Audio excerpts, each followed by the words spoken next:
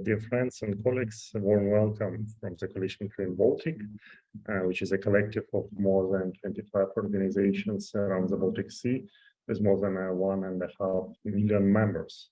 And our secretariat is located in Uppsala, Sweden, so on reference here is Sweden, but we are truly international network represented in every country of the Baltic Sea catchment area.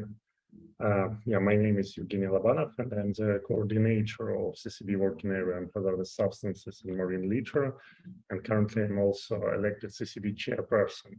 So in this capacity, it's my great pleasure to welcome you all on behalf of CCB at the conference Pesticides and the Environment, GRASS 2023, with GRASS standing for Green Agriculture for a Sustainable Sea. And GRASS is a flagship international conference and related thematic events focusing on various aspects of sustainable agriculture, which curbs inputs of nutrients and hazardous substances in the Baltic water. The topic of the current event conference, pesticides and the impact on the environment, is so much relevant for the whole ecosystem of the Baltic. And of course for public health, because agricultural pesticides represent a very important environmental health pollution issue. During the conference, we will cover a wide range of pesticides-related topics, starting from the situation on global level and presence of specific pesticides in various media, as well as aspects of pesticides disposal and alternatives to pesticides usage, which are applicable in organic agriculture technologies. We're having this event online. But actually, I have a feeling that we're all in a friendly Lviv, which territory is actually also a part of the Baltic Sea catchment area, because the main organizer of the conference is a Lviv public organization, Ecoterra, which is one of our CCB members in the Ukraine, and we have so many speakers and participants from the Ukraine. And taking this opportunity, I would also like to express our deep support and solidarity from CCB to our colleagues in Ukraine, and also to all other Ukrainian participants who are going through this terrible war and consequences, including also environmental ones. I'm really happy that the conference was finally arranged, because the idea of the event was brought by Ecoterra already a while ago, but because of the war, it was postponed for a long time. But now we have managed to do it, and I want to express my sincere gratitude to Natalia Cholovska and her team, who were able in a very challenging environment to arrange the conference. I will not really speak for long, as we have a very impressive list of prominent speakers from Ukraine and also European Union, but just want to emphasize that the topic of the conference is so relevant for Ukraine, for European Union, for the Eastern European region, because and actually for the entire world, because when the world population is growing, as well as the growing need for food products, we see a constant growth of agricultural sector, which is currently also significantly depends on pesticides. And many of pesticides which are currently in use in many countries are classified, for example, as highly hazardous pesticides, because of their significant adverse impact on the environment and health. We see a growing trend of situation when some pesticides which are recognized as highly hazardous and which are banned in many developed countries, including EU, are still being actively used in developing countries. And unfortunately, it's also clear that many developed countries are actually actively exporting banned pesticides to countries where they are not regulated. And today, for example, we'll hear a Ukrainian story of chlorpyrifos, presented by Chemical Safety Agency, which is a highly hazardous pesticide and is already banned in European Union, but still actively used in non-EU Eastern European, Central Asia, and Caucasus countries, which is actually illustrating such a trend. I want also to highlight the situation with pesticides, and especially with highly hazardous pesticides, is currently facing a growing international attention, especially within multilaterally environmental frameworks like SAICM, which is Strategic Approach to International Chemicals Management, and Rotterdam Convention, which currently regulates already certified pesticides, including 3 highly hazardous pesticides, or Stockholm Convention. For example, under SAICM, which is a leading global framework for sustainable chemicals management, There is an ongoing discussion to create an international alliance of highly hazardous pesticides, which possibly might happen already this autumn. I feel that it's very important to speak more about environmental consequences of pesticides usage and alternative agricultural methods like organic agriculture. And I'm very happy that among participants of this conference, we will have some people who are promoting and actually working in the sphere of organic agriculture in Ukraine. And of course, it's important that this information will allow decision makers to be more aware when making decisions on in the agricultural sphere. I would like to, again, on behalf of CCB, to wish all the best to all participants of the conference, and thanks again to Ecoterra and Natalia for organizing it. I'd also like to acknowledge with gratitude the support for this conference from European Union in frame of the LIFE program. And I also want to apologize for not being able to be here during the whole duration of the conference because of some of my family arrangements. Thank you again, and I give the floor back to Misha. Thank you very much, Evgeny. Thanks for this nice and kind welcoming words. And now, of course, I would be very pleased to pass the word to Natalia Chalovska, also for saying a couple of greetings from her side, from the wonderful Lviv. Hello to all our participants and speakers who are present here with us today.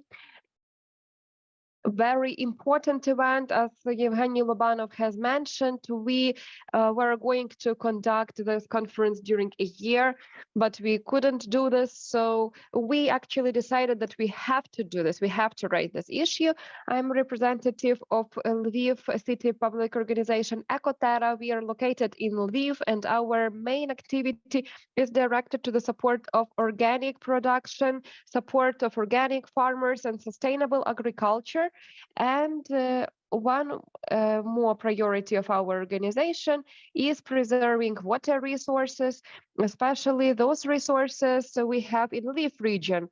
You know that through Lviv region, we have two trans-border rivers which are going through it. It's the Західний Буг, Western Bug, and San rivers. They connect us with Baltic Sea because they belong to the basin of Vistula and Baltic Sea.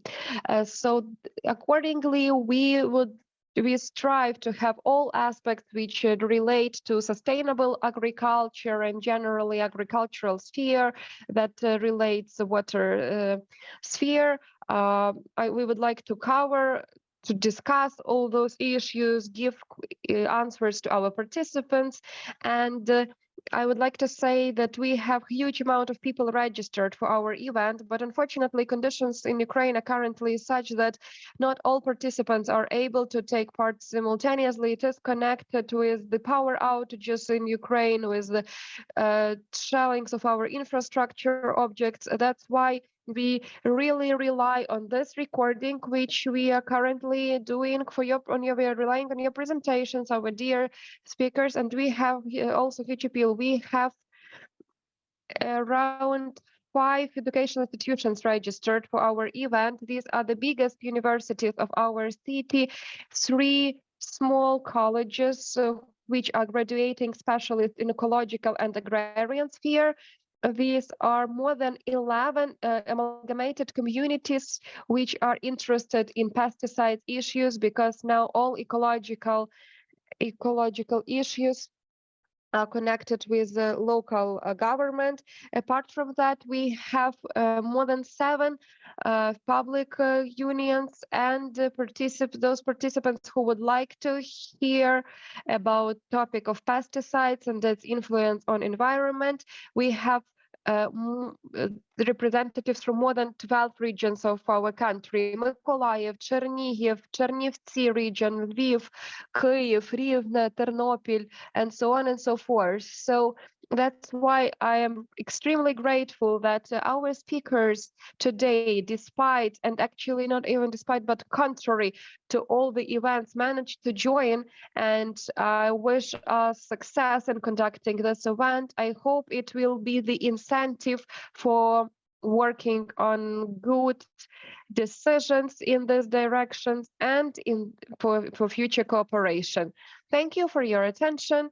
And now we will give the floor to our first speaker, Natalia Svordan, who is a representative of the European Network on Pesticides. Natalia, we are welcoming you.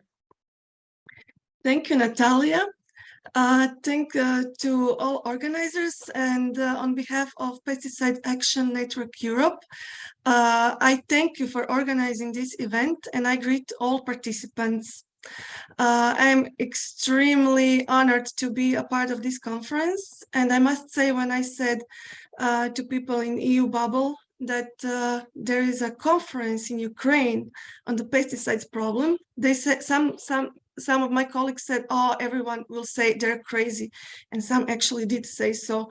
But we all in Pan Europe agree you are super brave and courageous, and we are very grateful that despite the harsh conditions you are now enduring, you are taking this important step, especially important in this moment when the war is leaving horrible consequences on natural resources that are so important for food production, for preserving our health, for preserving biodiversity. So we congratulate you all for organizing this important event. I will now share my screen. Please let me know if you see Yes, my all screen. good. Thank you. Okay, great, thank you. So let me first just say just a few words about Pan Europe. So Pan Europe is part of the bigger network of Pesticide Action Network, and the European branch was founded in 1987, and since 2013 we are based in Brussels. And at the moment we have 48 organizations, member organizations, with whom we take actions throughout the European Union in order to facilitate the reduction of pesticide use with the ultimate goal to phase out synthetic pesticides and replace them with more sane and sustainable alternatives. For this purpose, we conduct advocacy and policy work. We are part of several unofficial networks who are working together on different topics, on endocrine disruptors, glyphosate, and similar topics. And we are together conducting campaigning activities. So I was asked to talk today about the impacts of pesticides, then a little bit about the policies that are applied in the European Union countries, and a little bit about pesticide-free towns. So I will try to squeeze this in 20 minutes.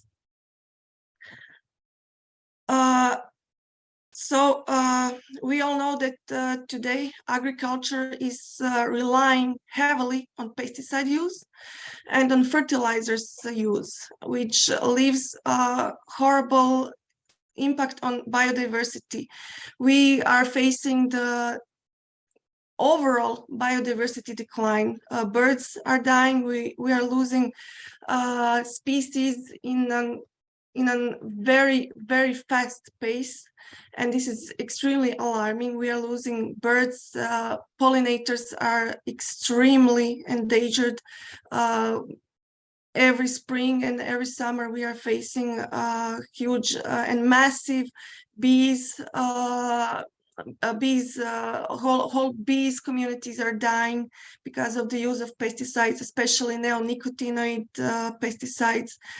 Then we have water pollution, which is extremely important because we have a impact. The pesticide use, when it comes to water pollution, they have impacts on the entire earth. We find pesticides in the flesh of penguins and in the flesh of whales on the South Pole. So the impact of pesticides is global.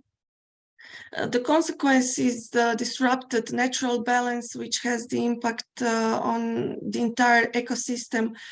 We know that, for example, owls are dying because of rodenticides application. So there is a huge cycle, and it all ends up in the air that we breathe, in the water that we drink, and of course in the food that we are consuming. It has immense impact on human health, and it causes a huge financial loss that all taxpayers are paying in the end, and not the pesticide industry that is actually causing all these problems. So here are just a few diseases and disturbances that pesticides are using on human health. We all are, I bet that all of you already knows the horrible consequences pesticides have on the human health. And what I mentioned earlier, financial loss. Le Basique has made at the end of 2021 a report in which they are warning on the fact that pesticides industry is not sustainable by itself at all. It is sustainable only because of the support that she is receiving from taxpayers, and for the fact that pesticide industry does not bear the consequences of the pesticide use in our environment. And I suggest to you to search for Le Basique. It is lebasique.org webpage to check this report, to check this study. It clearly, very substantially describes how industry is riding the back of the taxpayers and causing pollution and does not pay for the consequences at all. So here's just an example. We have a pesticides that we are consuming, but this is not the only problem that we are facing.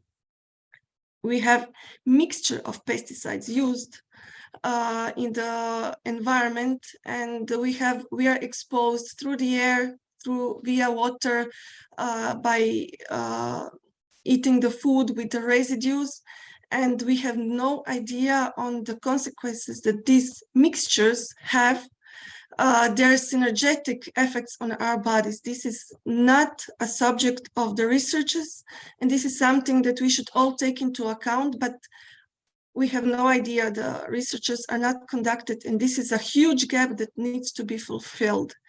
And when you take into account that pesticides are not the only pollutant, there is a traffic, there is pollution from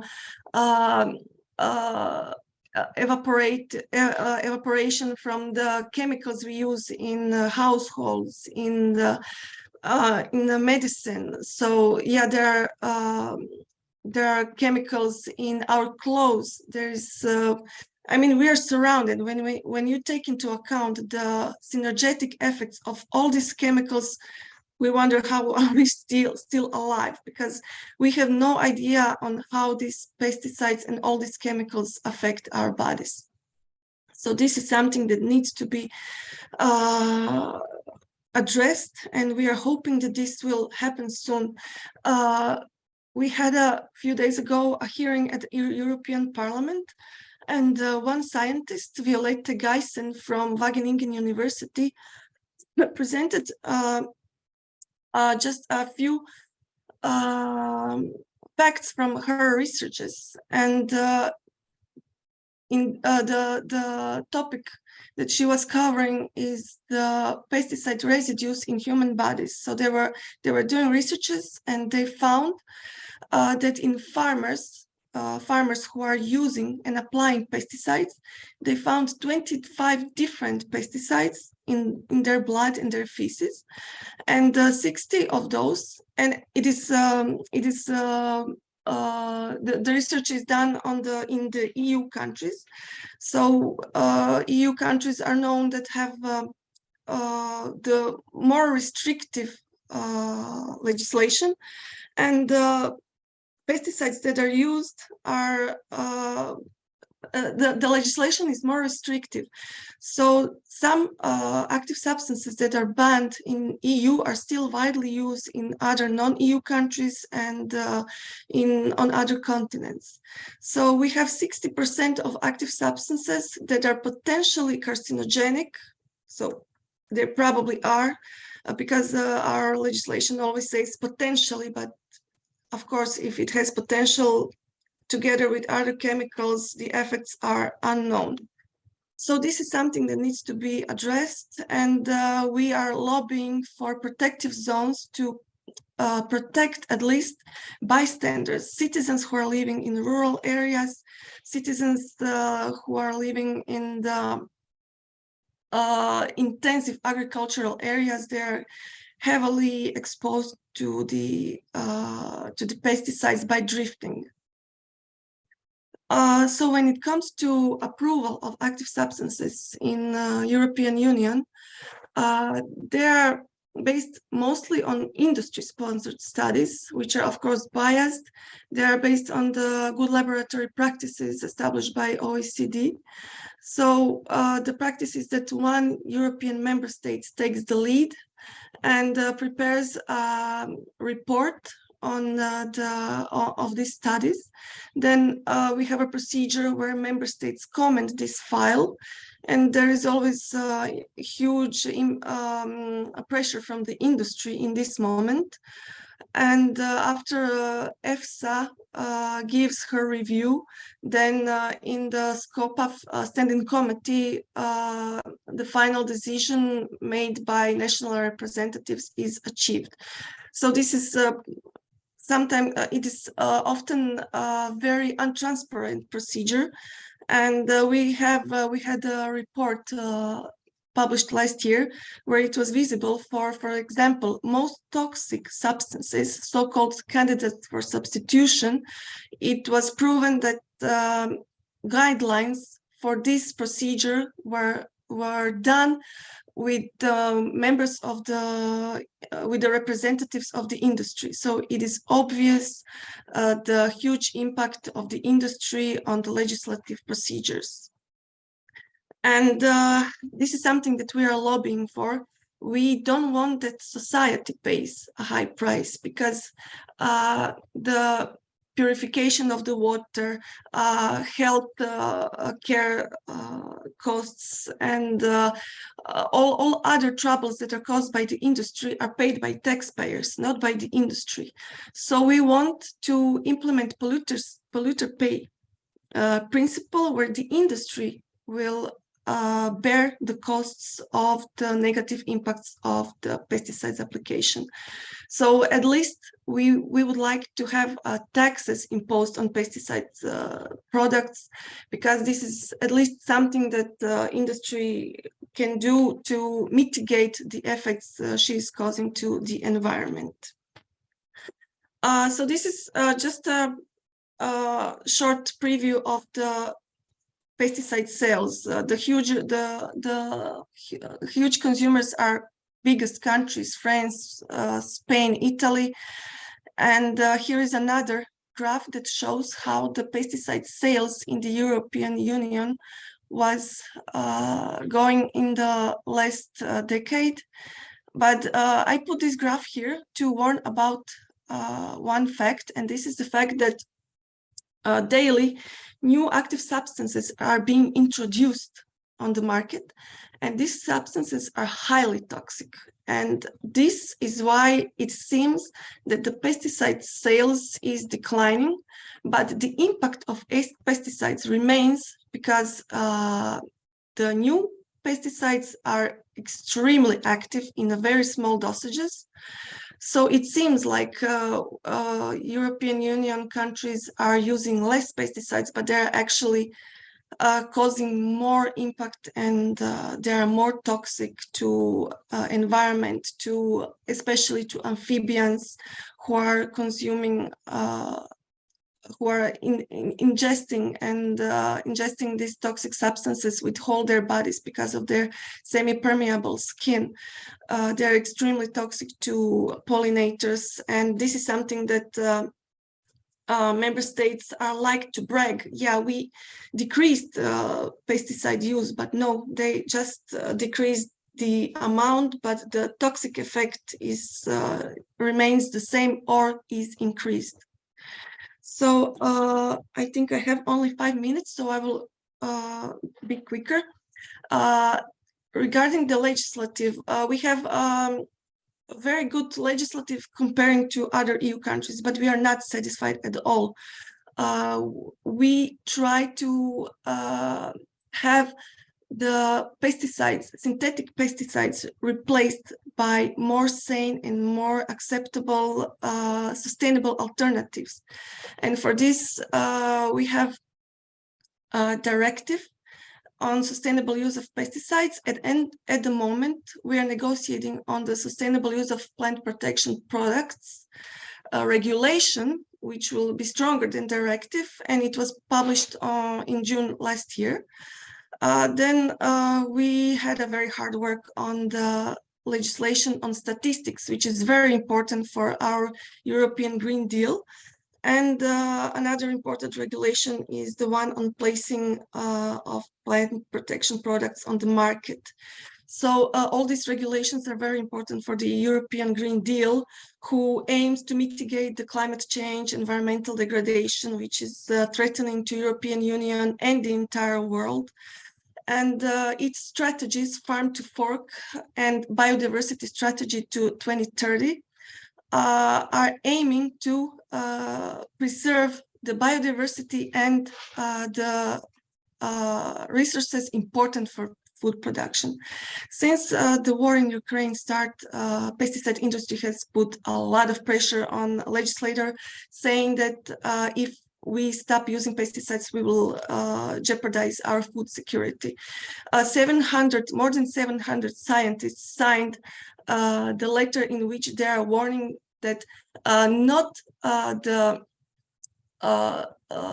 pesticide use, the pesticide replacement with less alternative, with alternatives will cause the food security. But on the contrary, if we do nothing to reduce the pesticide consumption, this will lead to extreme biodiversity decline, which will in the end cause the soil deterioration and the loss of the most important resources that are vital to produce food. So scientists are warning that if we don't start immediately to reduce pesticide use, we will have the horrors of extreme biodiversity declination. So there are also other laws that are very important to achieve this goal. We have nature restoration law and sustainable use regulation that I mentioned that we are negotiating, and the pollinators initiatives was published just a few days ago, which aims to preserve butterflies, moths, wild pollinators that are essential for having a good yields. We have biocides that are very good solution in this crisis, where farmers are not able to immediately switch to agroecological principles. So, but biocides has a very long procedure of approval, so we need to work on that. And there is also a very strong emphasis on new genomic techniques, which are promoted by the Commission and MEPs as a good solution, which we totally don't agree. And these are some things that needs to be addressed, and we are working with our networks on preserving these provisions. So I'm almost at the end. This is the action in which we are warning that publication of this regulation should not be postponed, and it was postponed because the industry said that we need to take into account the impact of the war, which is not the true at all, because we had a biodiversity crisis before the war started. We have very strong support from the citizens, EU citizens, expressed in the European Citizens Initiative Save Bees and Farmers.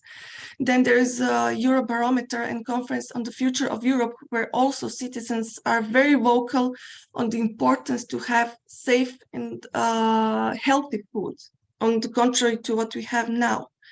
And to have all these strategies and all these goals achieved, we need to work together, which is not really easy because farmers are heavily against us. They are hard to convince that there are other alternatives and more safe and sane alternatives.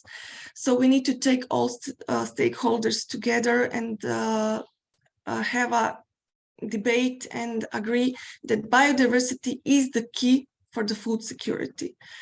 I also wanted to say a few words about pesticide-free towns, which is an initiative very important to preserve the health of citizens and to secure the biodiversity. I will finish now because I consumed my time, but if you have any questions and if you have any proposals for cooperation, you can contact me. I will share my presentation with all of you, and you can call me to see if we have common ground to start our collaboration. Thank you for your time. These are my contacts, and I wish you all good luck, and I wish you, first of all, that the war ends and that we meet very soon in person, in peace, and in a very good mood. Thank you very much for your attention, and have a nice afternoon. Thank you very much, Natalia. And yes, we will continue. Now we will pass to the second speaker, and that should be Ludmila Bilavska from Institute of Microbiology and Virology of National Academy of Sciences of Ukraine, and she will talk about the impact of pesticides on state of soil and environment. Good afternoon, good morning, everyone. I wanted to thank everyone for me having this opportunity to present my ideas, because it is very timely and very relevant. And we understand that recovery of soil and demining operations are also very important. This is something what we've been facing now. And of course, that would be really great for us to see smiling kids, what you see in the slide, but it's important also to see what we can do for that and how do we start. So right now, we are really debating between chemical substances and the environment, considering hazardous effects, because we understand that it accumulates in soil, in water reservoirs, atmosphere. This is something what we've heard from the previous speaker.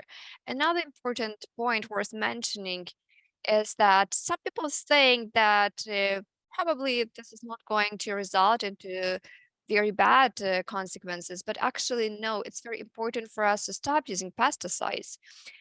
It is due to the use of pesticides, we have migrations through atmosphere, soil, and water. Then it goes to plants, animals, and human beings. And if some people think that the use of pesticides for agriculture really helps them to achieve really great results, then we can see our slides. This is what you can see. These are the plants protected by chemical pesticides, and this is the way the plant are protected through a biological technology looks like. We can see here winter barley, and the next two are spring barley. And here you can see in the picture also the protection, the impact of phytopathogens. Here we can also see the suppression of actually inhibition of growth, and also different mineral fertilizers. They also have some impact. It is actually similar to zones of antibiotics which are used in healthcare, and it's possible for us to achieve such results without harming the environment. We have intensive systems and biological systems. But it's also very important for us to consider a biological potential of soil. Here we're talking about soil microbiota, its quantity and quality, biological activity, and trends of microbiological processes. And also it shows us a negative impact of pesticides. It's possible for us to regulate the content of pesticides using natural means. I'm talking about that because I'm a specialist on production and on production and launch of profitable biotechnologies.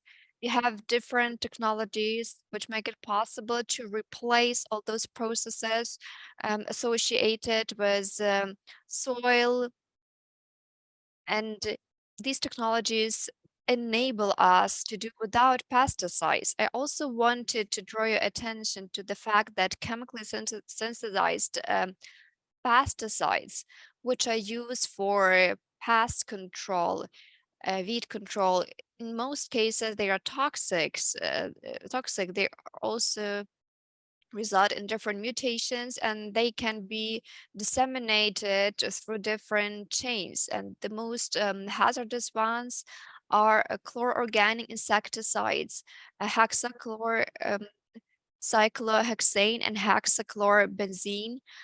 I would like to focus more on these two types, and also to think what else can we do to prevent the use. Migration of chlororganic pesticides from soil to different levels of the organizational ecosystem goes in this way. Here you can see the landfill site for disposal. This is the town of Kalosh in Ivano-Frankivsk region, and the use of these hazardous pesticides is not the only concern we have, because it is also about the those many landfills which are not used, but we understand that these substances, they go into water reservoirs. Here you can see some other location. This is local contamination sites with pesticides and oil. This is Vinnytsia, Cherkasy. We have some locations like that, and we need to think what to do about them. Both of these toxicants, they are banned from use in EU countries since 2004. In Ukraine, they were also banned in 2008. But there are different trademarks, and they still use them for agriculture and in pharmaceutical industry even now. That is why we understand how dangerous it is to continue their utilization.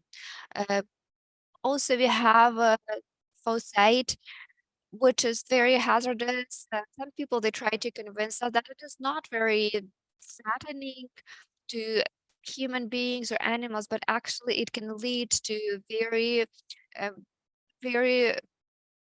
adverse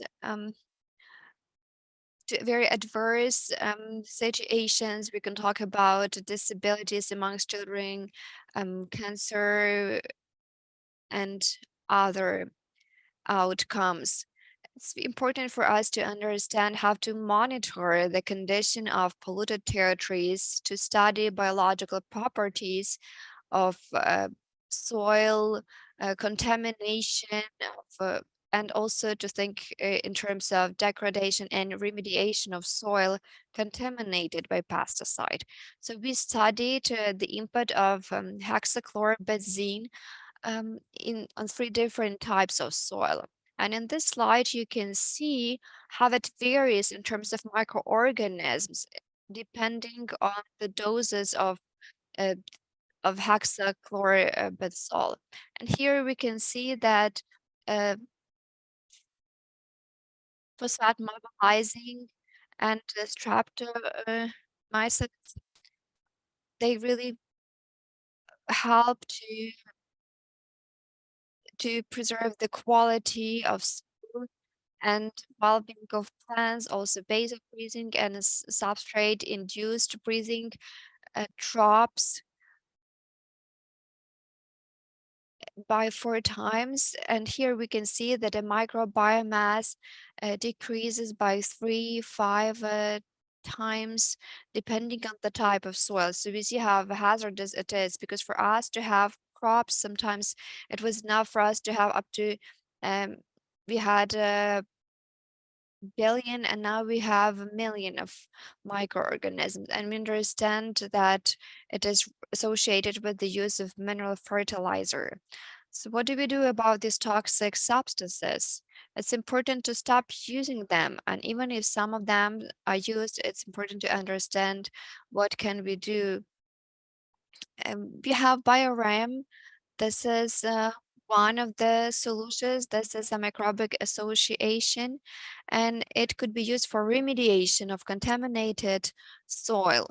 Here you can see that the use of this complex of microorganisms helps to decrease the level of this toxicant in soil, and also Comomonas testosterone within 30 days of use. Here also the use of this agent helps to decrease the content of hexachlorobenzol 67.8. This is 30 days of use, and we see the final result 40.5. These were all lab conditions. And then we also had some field research. These are the results within 40 days. So you see have significantly dropped after the use of BioRam. And here you can also see the drop in the content, and also some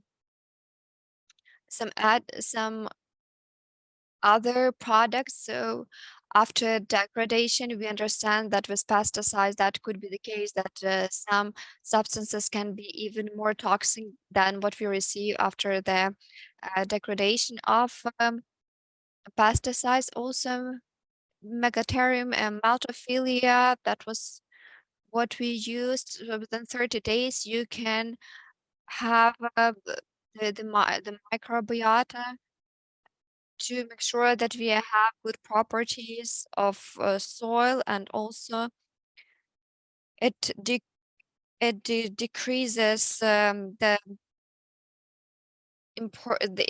decreases the necessity of the use of pesticides.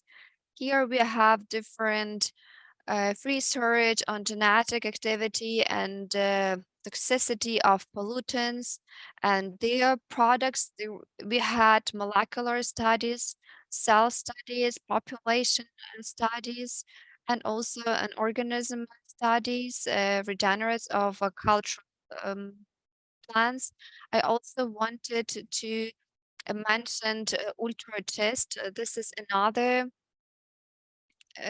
biological solution which we can offer. It could be used for treatment of water reservoirs, and it really fights with pesticides which we have in fruit and vegetables. Do we have any solutions when we talk about protection of plants and without the use of pesticides and mineral fertilizers? I think this is a common question to all of us. And what do we do about crops? Have to make sure that we have better harvesting, and that we receive better results. It's very important to activate local organisms. So that means that in that way, we receive very good results for soil. And there's also the use of different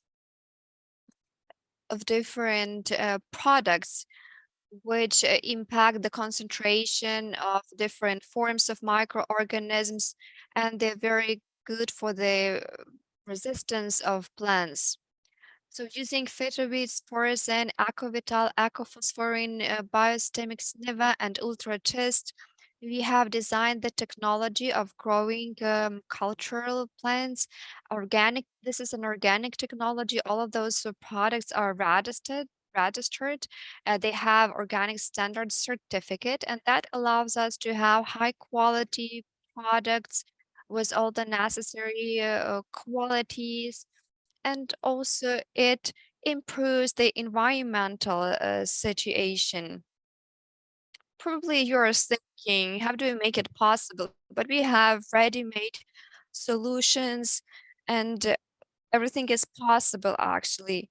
If you're interested in having eco-friendly products, which fits the purposes of baby food, and it also helps with fertility of soil. It decreases the necessity of using pesticides. Then you can use other products. And environmental danger, if it is real, it is even stronger than a war, because it kills gradually and it aims at future generations. I wanted to say thank you. This is our team, which is responsible for these results. We will be happy to cooperate with you. Here you can see my contacts. If you have any additional questions, I'm only happy to answer them. Thank you, Lyudmila. Maybe there are some questions from our audience. If you do not have any questions, or if these are very comprehensive questions, then you can get in touch with Mila Bilyavska, or you can also drop your question in a chat and you will receive a reply. But Milos, thank you very much for participating, and we continue. Right now, I would like to invite Yana Shipka, who is responsible for the cadastre and monitoring, and she represents the basin management of Zakyn and San rivers. She has very nice presentation. This is the presentation on monitoring of surface water in the Ukrainian part of Vistula basin. I would like to apologize because the connection is very poor, and well, I hope for the best that if I break up, I would like to apologize for that.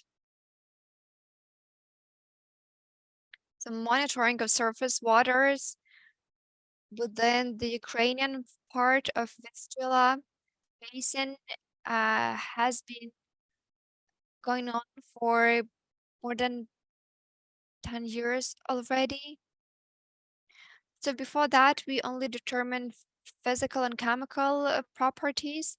And right now, we have monitoring in Ukraine under the requirements of a water framework of the European Union. I'm sorry, but the connection with the speaker is very poor. Mariana, maybe you switch off your video and then it would be easier. So monitoring includes physical, chemical, and other basin associated properties of water.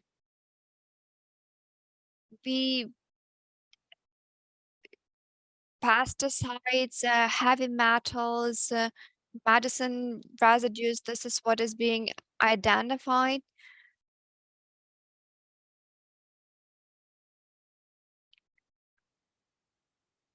We have 23 monitoring points. 17 are part of river Zakynny Bug basin. Also Rach River, Svites Lake, and other rivers. Monitoring of water quality is carried out in 6 points of monitoring. The monitoring of water quality includes determination of the content of 30 pesticides. These pesticides are on the list of priority characteristics of water, and also some of them are basin specific. We started this process back in 2019. Unfortunately, the speaker is breaking up. I cannot hear the speaker.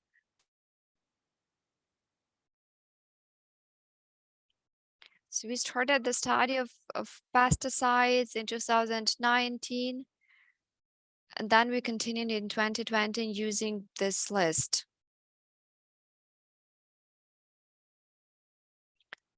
The highest content of pesticides is in Західний Буг River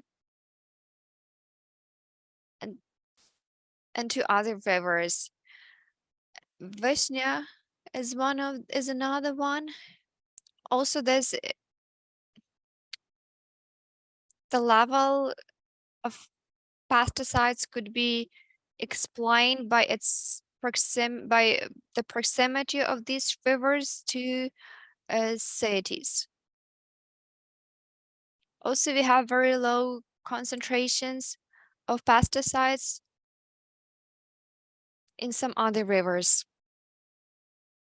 During 2019-2022, in surface waters of Vistula basin, what we found turbutylazine, metachlorine, etc. chlorine.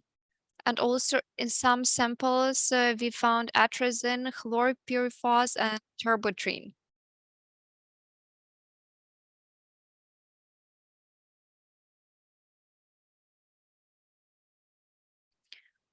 Also allachlor, cypermethrin, diclofol, diclofos were found during monitoring, but only in some samples.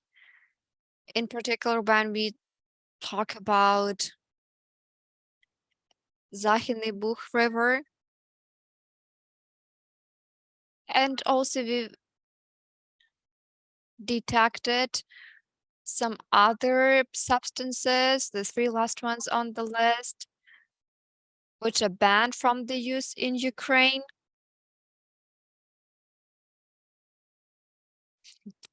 DDT. In 2019, this is what we could see in the majority of our monitoring points where we collected samples, but this is no longer the case. Contamination of waters with pesticides happens in two ways in Ukraine. And also there are different ways of regulating it.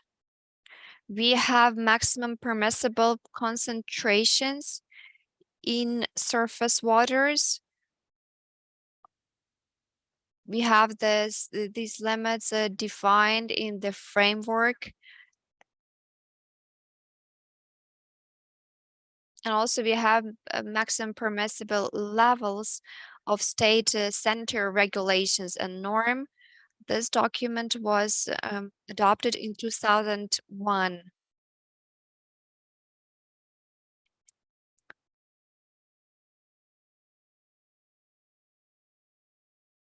Following the norms,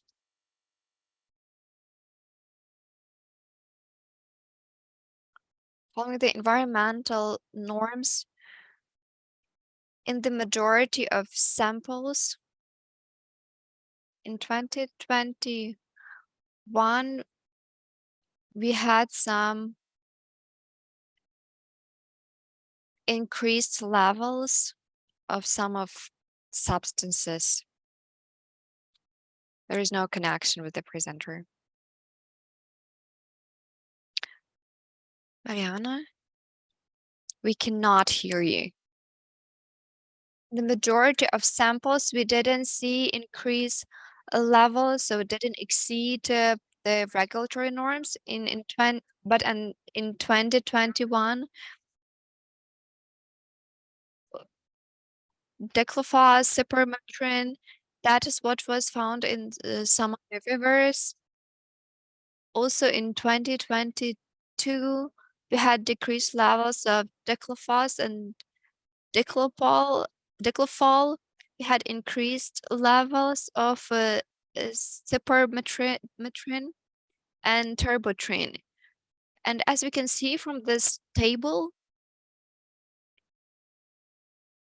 when these norms were exceeded,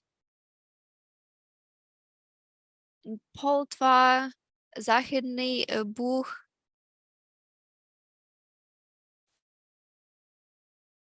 and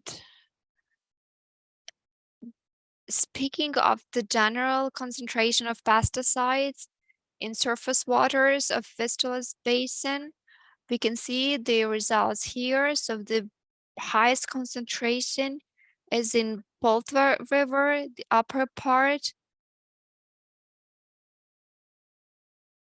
of Західний Буг River, and also Vishnya River. What is the reason for that? Our hypothesis is that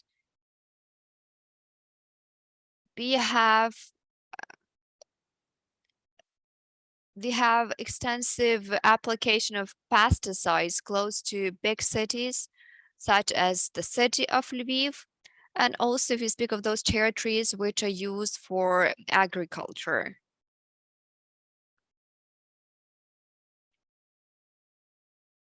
As I have stated before, we have different ways of regulating content of pesticides. We have state regulations and norms,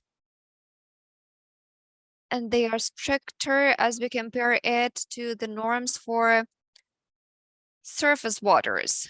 Under these regulations, we can see increased doses and concentrations of very many substances which are detected in surface waters. However,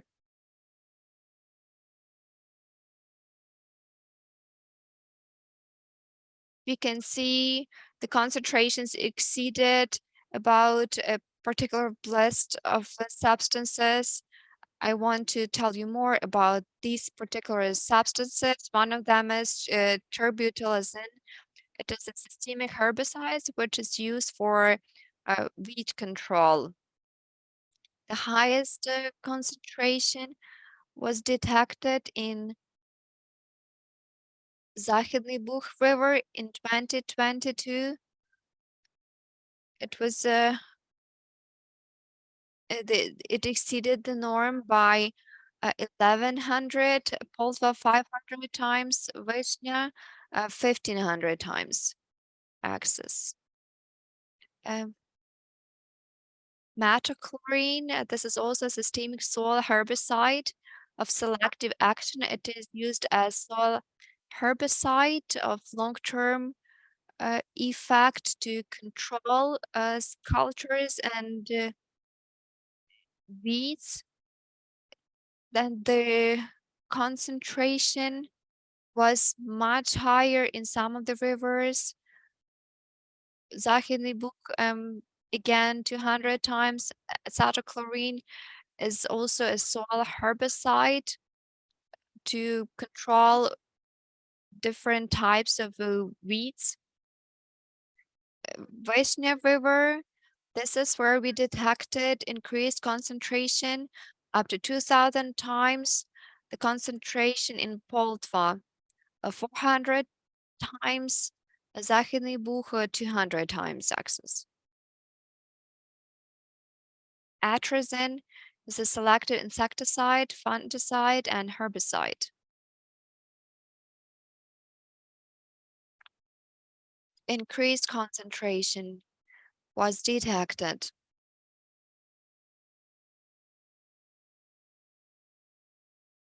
It is 4.6 times. This is the permissible level concentration. So again, when we speak of Західний Буг River in the vicinity of Старий Добротвір.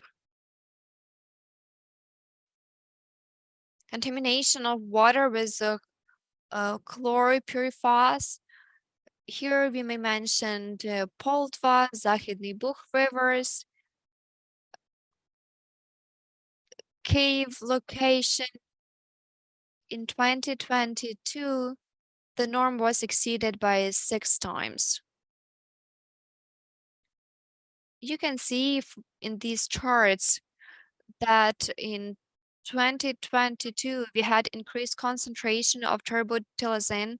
It was drastically higher than metachlorine, acetylchlorine,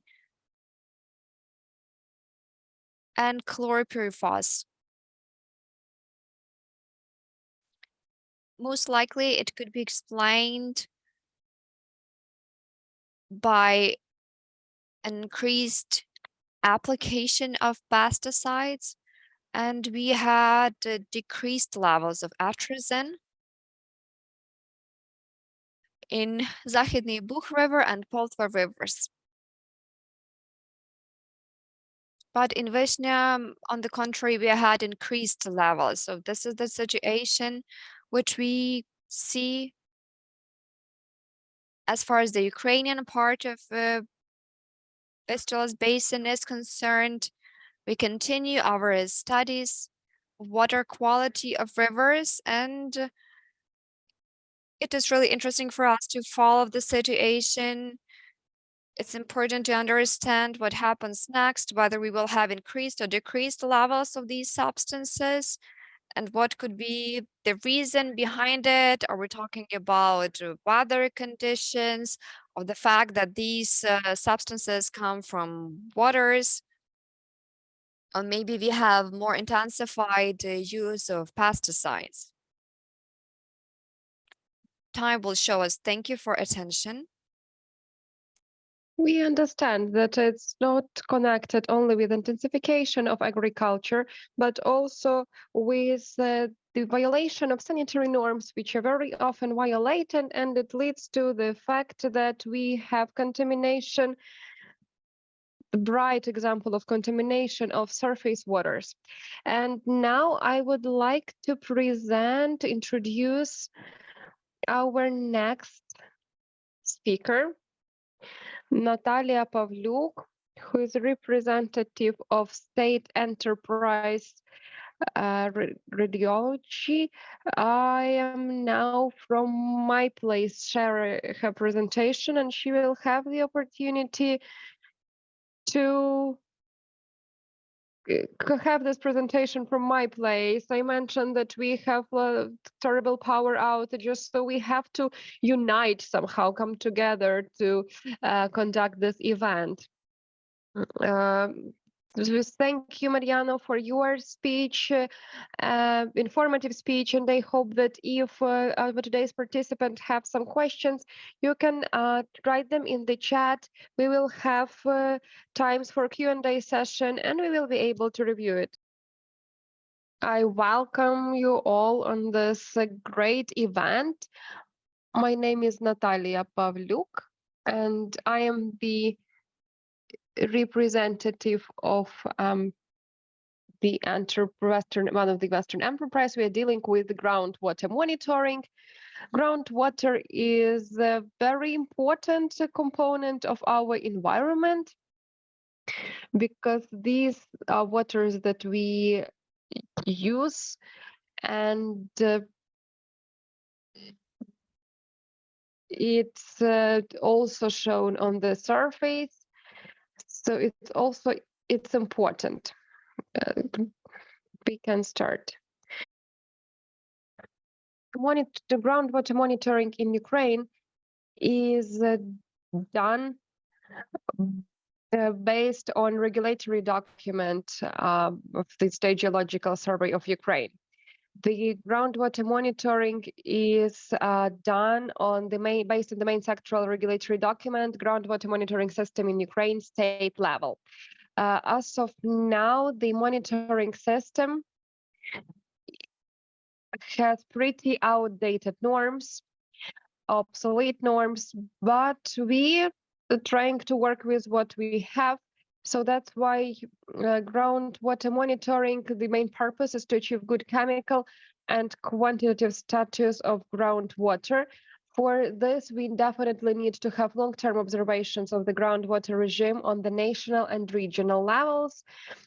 chemical content control, assessment of changes in hydrogeological conditions under man-made influence, and maintenance of the groundwater database. On the territory of the Western Ukraine, we have here works of Lviv Geological Exploration Expedition of the State Enterprise Захід Укргеологія. We work in 5 regions of Ukraine. It's Lviv, Ternopil, Ivano-Frankivsk, Chernivtsi, and Transcarpathian regions. The next slide, please.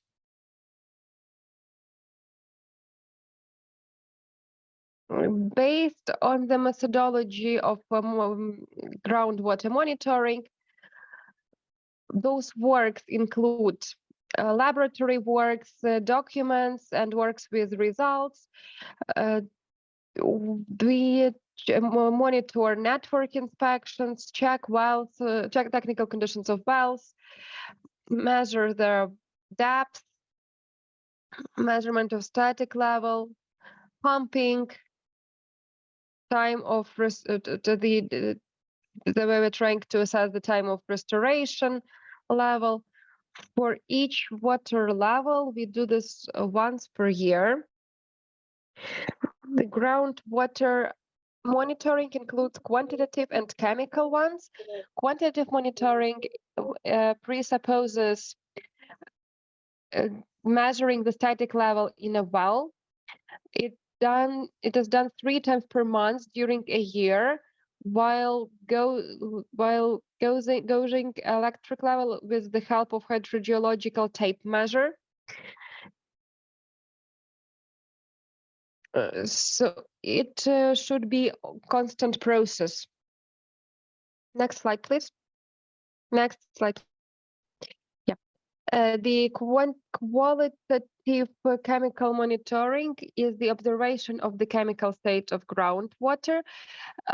Based on this methodology we used until 2021, the analysis is conducted once a year during field works. The wells should be watered to have chemicals to be able to assess changes of groundwaters. We do this with some kind of pumps, and when we finish those analysis, we have samples for analysis. Sample size depends on the analysis, but mostly it's 1.2 or 2 liters. Next slide, please. One more.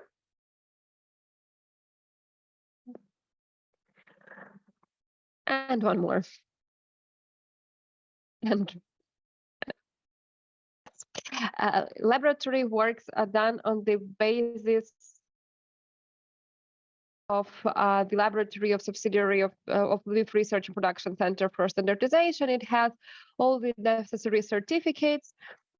They conduct all range of analysis, samples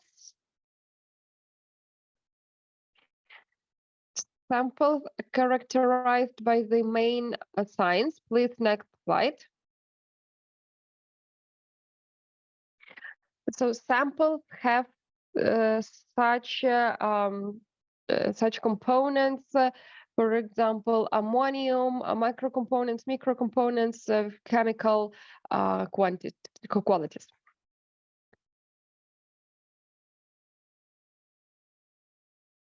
The results that we achieve are later entered into databases, and the control is done by the limitation through separate additional samples when it's needed in the waste places. Very often we rely on the conclusions on the quality of water. Next slide, please. As you can see, As of now, we unfortunately do not conduct research on pesticides as well as on synthetic components and elements, because right now all the monitoring is conducted with the help of the old samples. In the 2021, based on the framework and the directive, we finished conducting work on describing groundwaters within Vistula basin. To compare, we have here how Polish side conducted this monitoring of groundwaters and Ukrainian. Unfortunately, our methods are a little bit different. That's why our results are not very much the same, because we had different approaches.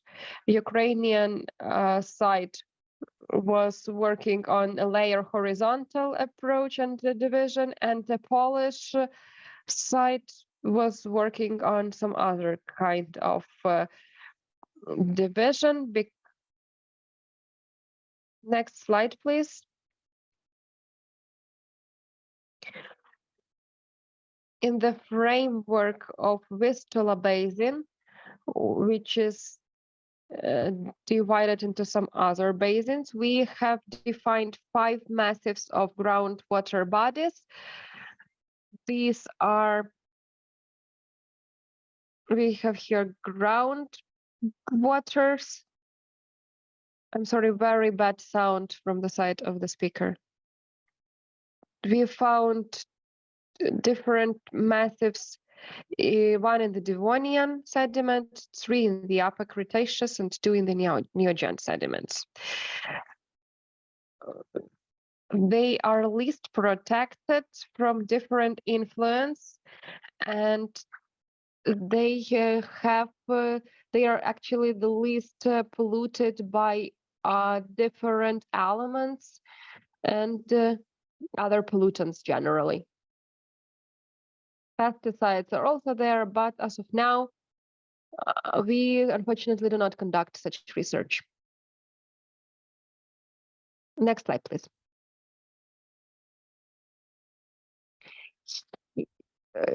Here, just for monitoring, here we have wells for monitoring, and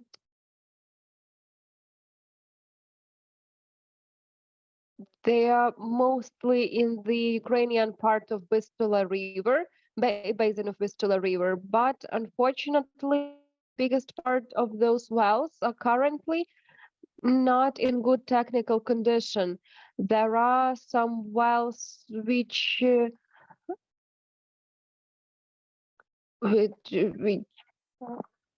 as it has been mentioned, the biggest part of those wells are technically not possible to use. They're either polluted or contaminated, so they need some repairment works. Unfortunately, a big part of those wells are destroyed by vandals, and we cannot even restore those wells, unfortunately, but that is the situation that we have. For the network, monitoring networks really needs some work on it, and for this we need specific measures. Need to do specific measures. For example, we need to introduce methodological documents adapted to EU regulations demands. We have to introduce databases of hydrogeological and ecological geological information, creation of hydrogeological models for description of groundwater water's conditions. We need to involve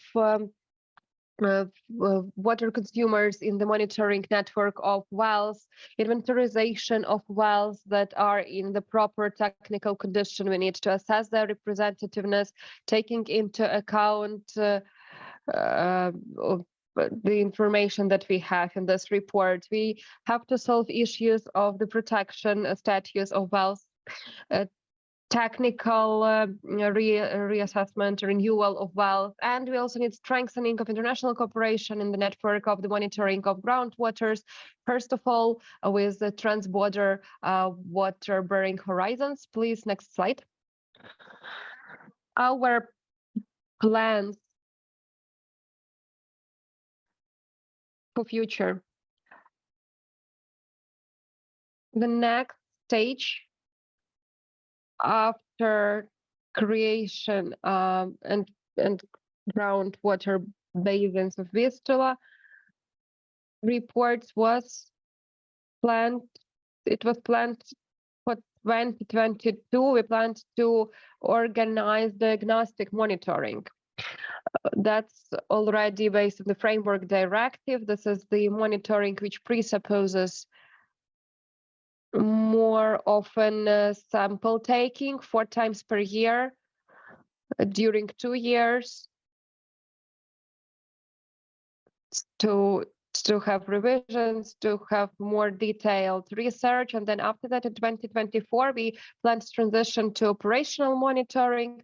But unfortunately, we don't know whether we will be able to do this, what will be the situation. That's why it is still our plan for future. Let's hope that we will not have problems and with groundwater monitoring including. Thank you for attention. Thank you, Natalia.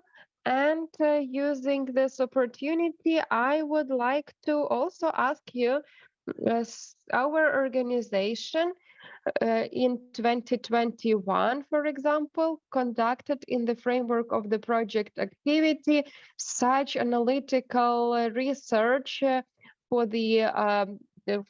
chemicals in sources which are very popular among regular citizens, where they take water from to use it as their main water for drinking. Yes, and when we conducted such research, the results showed that in some chemicals were present, some pesticides were present there. So could you please say whether you can comment the situation? Can these sources be referred to deep horizons or of groundwaters, or we need to deal in more details where this water comes from, whether it's a surface waters or deep horizons? It depends on the source. Every source is individual, let's put it like that. And if take Rostochar area, for example, then more sources there are there are some sources of one type. We may have some crayon sources, but some of them are that are in the water horizon. They are basically groundwaters. And there should be basically, they can appear if there are some conditions for this horizon to be on the surface. Thank you. Maybe there are some questions from our today's participants of our international conference, please. Then we will be grateful. If I may, I also have a question, and that's about what is needed to establish pesticide monitoring in groundwaters in western part of Ukraine. It would be relevant to know, and perhaps this can be also suggested if we would like to launch, for example, a project to set up a pilot monitoring or to look for funding to support such monitoring. Well, as I have mentioned, in 2022, we have started having different approach to the monitoring of groundwaters, and it presupposed more frequent samples taking samples, and we also increased the amount of elements, and actually some synthetic components had to be included there, and pesticides and pharmacological drugs and so on and so forth, already based on the Water Framework Directive. But unfortunately, it has all been postponed because of an absolute absence of funding. And you understand that it's, of course, very expensive procedures and all those analysis conducting, and it's a very expensive analysis. Each of those analyses is expensive. And if to take into account that we have 30 wells that are possible for taking samples from, and 4 times per year, it's 120 analysis. So each of us can calculate how much will it cost. And apart from that, that's also salaries, that's also transport. So all the other expenses, which are not, of course, cheap for Ukraine, especially as of now, and absolute absence of state funding. Funding from some grants, our organization has not yet received anything like that. Okay, thank you for the answer. And I see that Timo Seppälä also wants to have a question. Welcome, Timo. Hello and good day, everybody. I'm sorry I missed the first 30 minutes of the seminar, and but related to the pesticides analysis in groundwater or surface waters or wherever, what is the capacity of organic chemical measurements in Ukraine? I mean, it's one thing to analyze heavy metals and inorganic substances, and then there's the organic chemistry is quite different, because that's what you need for pesticides, and that's what you would need for instance, perfluorinated chemicals, which are a big thing in other countries when it comes to groundwater and surface water quality. So do you have access, if you were to take the samples, and if you would have the funds to analyze it, would the capacity be available in Ukraine? That is my question. Mariana has already answered this question before, but I also can answer. It's not very much my area, but I still know that in Ukraine, as of now, we have 4 laboratories which have been created in recent years, and these are laboratories that, with the help of international funds, they were open with the help of international funds. They were funding. These are laboratories that can conduct such analysis based on directives and according to European standards. So Ukraine does have a capacity and the possibility to conduct such analysis in good quality. But what I would like to say, that because of the war, 2 laboratories cannot work. So 80% of the whole load in Ukraine actually is now based in the laboratory which is in Ivano-Frankivsk, and Dniester basin government, management actually, sorry. So they conduct the lion's share of analysis throughout the whole of Ukraine, but still they manage to successfully do it. Thank you. Thank you, Natalia. Thank you, Timo, for joining our discussion. And maybe we have some other questions to our today's speakers. I can just continue also quickly what my question was about, and exactly as you said,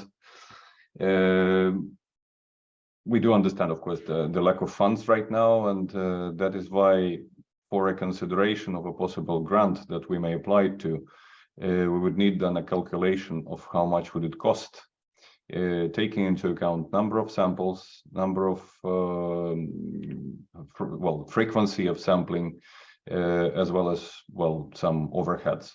We would not be able, of course, to cover everything, but at least we could think about applying for funds for external donors to help establishing this groundwater monitoring of POPs and particularly pesticides and perhaps also pharmaceutical residues. Thank you.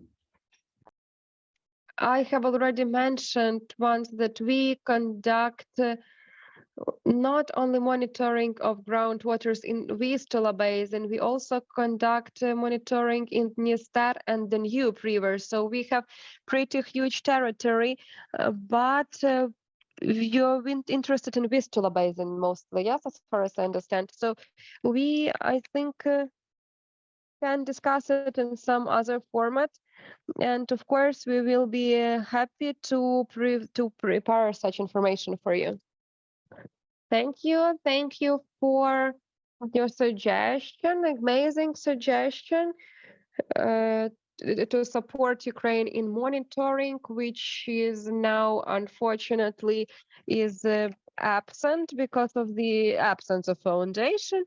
And it's also very important because groundwaters is exactly that that basis that is taken for providing people with fresh, safe water. So this issue is of utmost importance and is very relevant.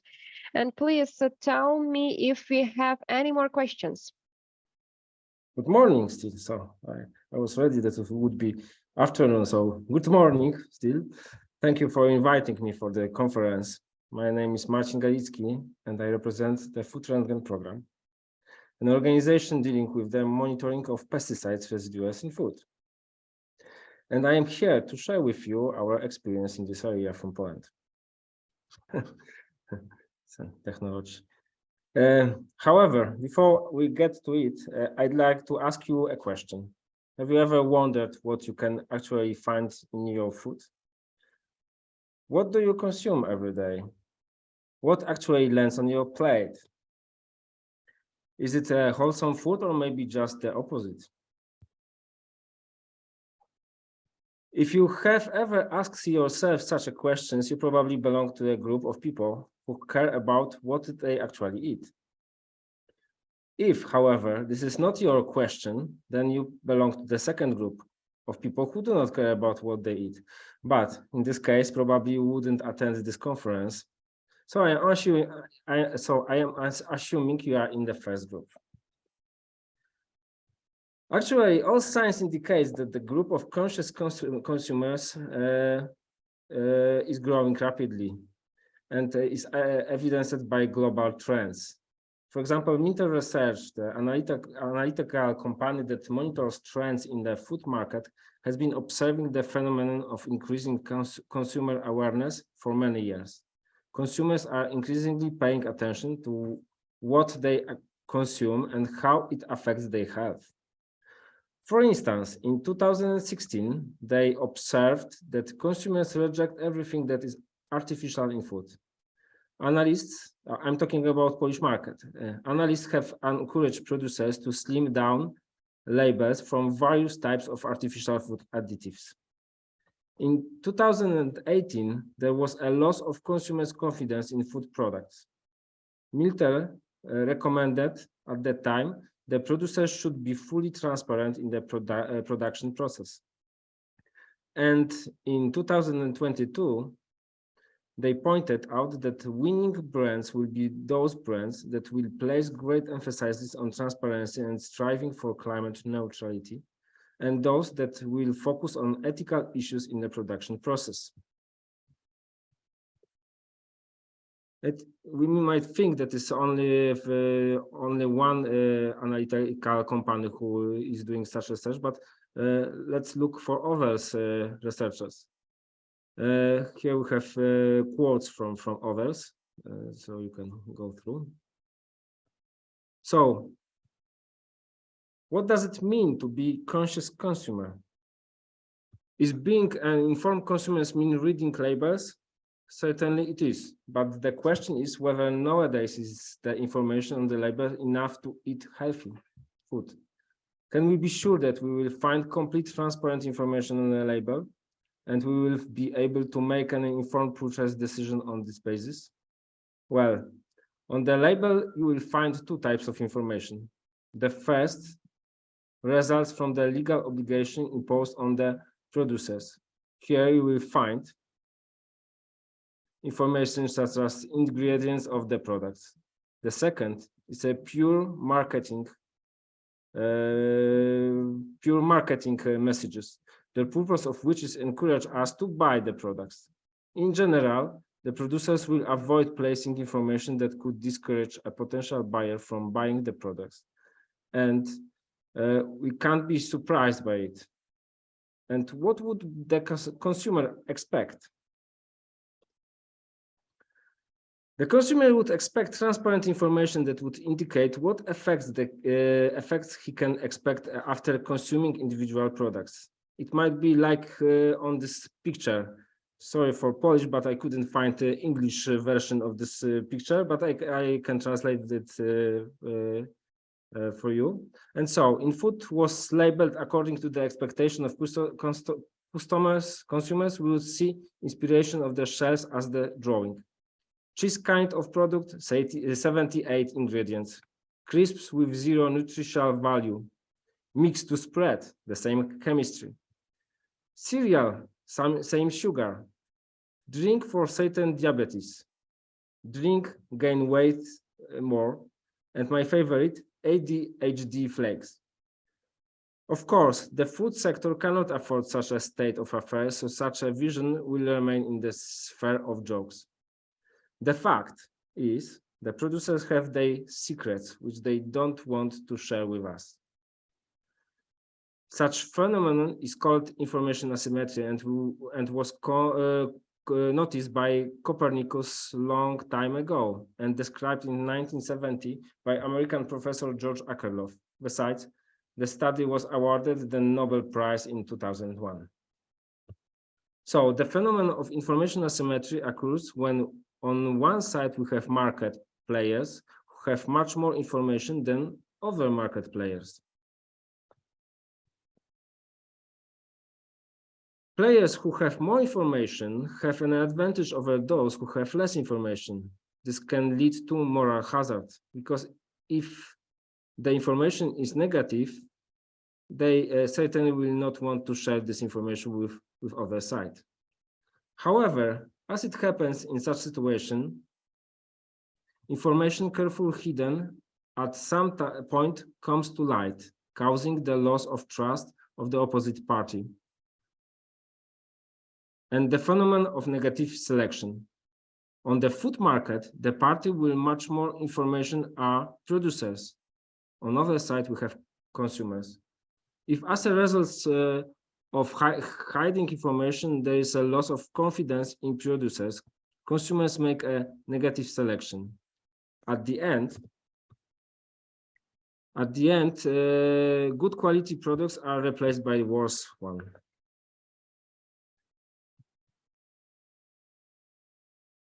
And this is where such organization like Foodrengen comes in.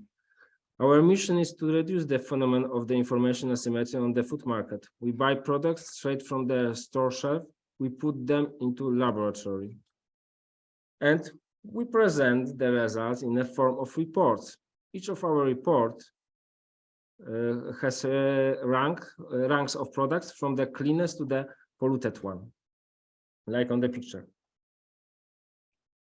In fact, our organization is not looking for contaminated products because we are not interested in them. We are looking for products worth recommending. We provide full information to consumers so that everybody can make their own purchasing decision. So far, we have X-rayed 5 product groups. And what did we find there? For example, in the first report in breakfast cereals, among the so-called clean label products, half were found to be free of residues, while the other half contained pesticides cocktails, which means mixtures of various pesticides residuals. The record holder had the remains of 12 different pesticides in it. By the way, it was the most expensive product in the category, so which we were checked. So you can be tempted to say that the consumer paid for the attached pesticides. Another curiosity was the product which had the word detox in the name. This in turn had 10 different pesticides residuals. How do such cocktails affect our body? Actually, we don't know. There are no scientific models that would allow to study this phenomenon. Our science so highly developed in this area is able to build model up to 3-4 substances. Above this figure, it becomes helpless due to the number of combinations. So our next research was the study of buckwheat and millet. In both cases, we looked for products free of glyphosate residues. We also found them mainly among organic products. It was already different with conventional products. In one study, conventional products of the same brand once was pure, and in a test repeated a few months later, it already had exceeded 46 times the maximum residual level of this substance in the product. So we can say it's a really Russian roulette. So the huge interest of our reports has caused the food industry to pay more attention to the issue of pesticide residuals in food. Our following reports of beer and flour have shown negligible contamination of substances in products. What seems to confirm the word of the president of Association of Polish Regional Breweries, who indicated as the reason for the publication of our reports of growth. A similar tone was expressed during last year's GRAS conference in Warsaw, during which the results of research from Polish official millet and buckwheat inspections were quoted. The results indicated a significant improvement in quality in the context of presence of pesticides residuals in these raw materials compared to previous studies. And in this case, our actions were indicated as factors that initiated the change. So hopefully our experience will be inspired to you to build consumer awareness and help change our world to its better version. Thank you very much for having me in the conference. And if you have any questions, just please contact me and I will be glad to answer your questions or ideas. Thank you. Thank you very much, Marcin. I really hope that there might be some questions from either participants or panelists. But if not, let's wait a couple of seconds. I may. Yes. If I Please go ahead, may. Natalie. I know that in Ukraine, we also have this problem. Unfortunately, we do not have such studies, the studies which you carry out, because it's really fantastic. It's very important. We know that we also have vulnerable groups, and here we are talking about mothers with children and people with special needs. They can really learn what they are consuming. Speaking of Ukraine, we do not have such studies, but we also know that we have an increased use of different substances which are used for drying of products, and then it is further processed, and then it ends up on shelves of supermarkets. We are talking here about glyphosates and about buckwheat, about other growths. And I actually wanted to ask you, what do we do as consumers to learn about the content, or actually about the residues of pesticides in food? Especially if you're talking about different facilities where children are fed. Do you have any practices, any good examples how it worked in Poland or this initiative is only part of the activities of your organization?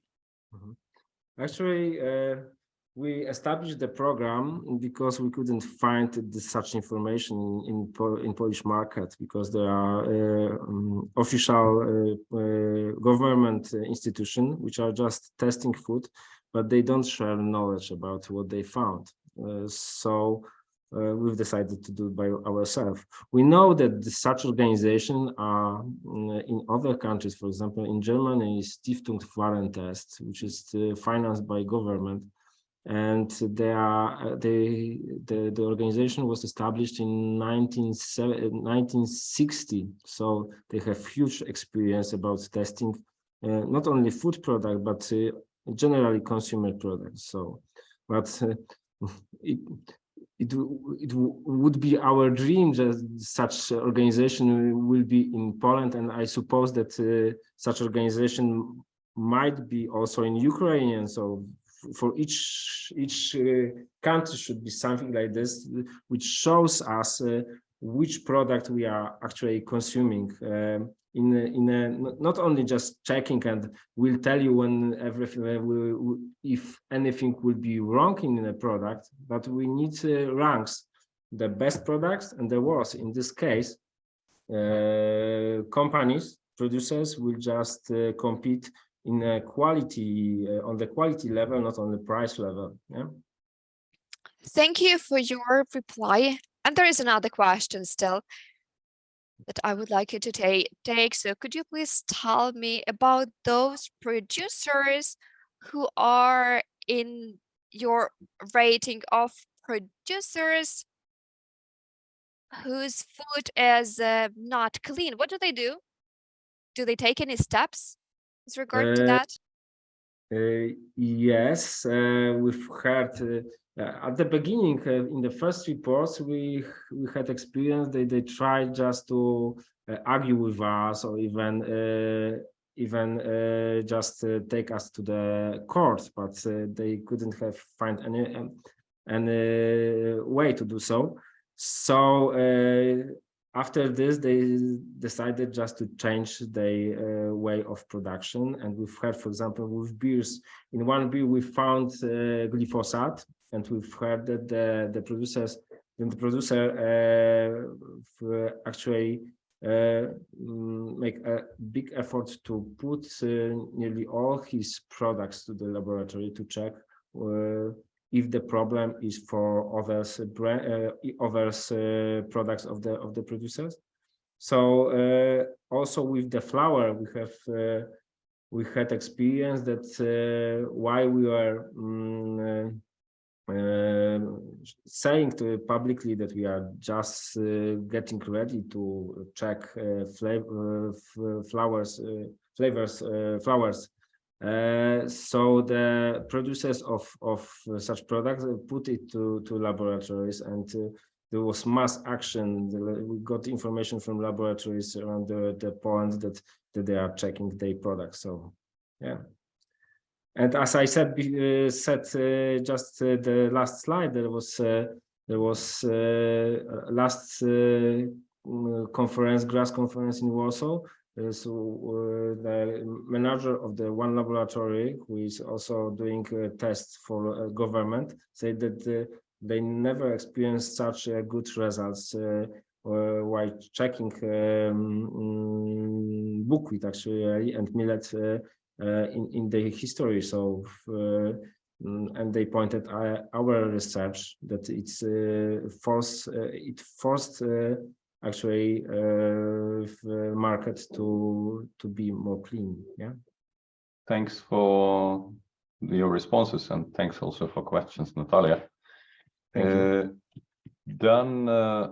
if we do not have any further questions to Marcin, I suggest that we proceed to the next speaker, who will be Denis Pawlowski from Chemical Safety Agency, and who will talk about market analysis of particularly dangerous pesticides, and particularly about consumption of chlorpyrifos in Ukraine.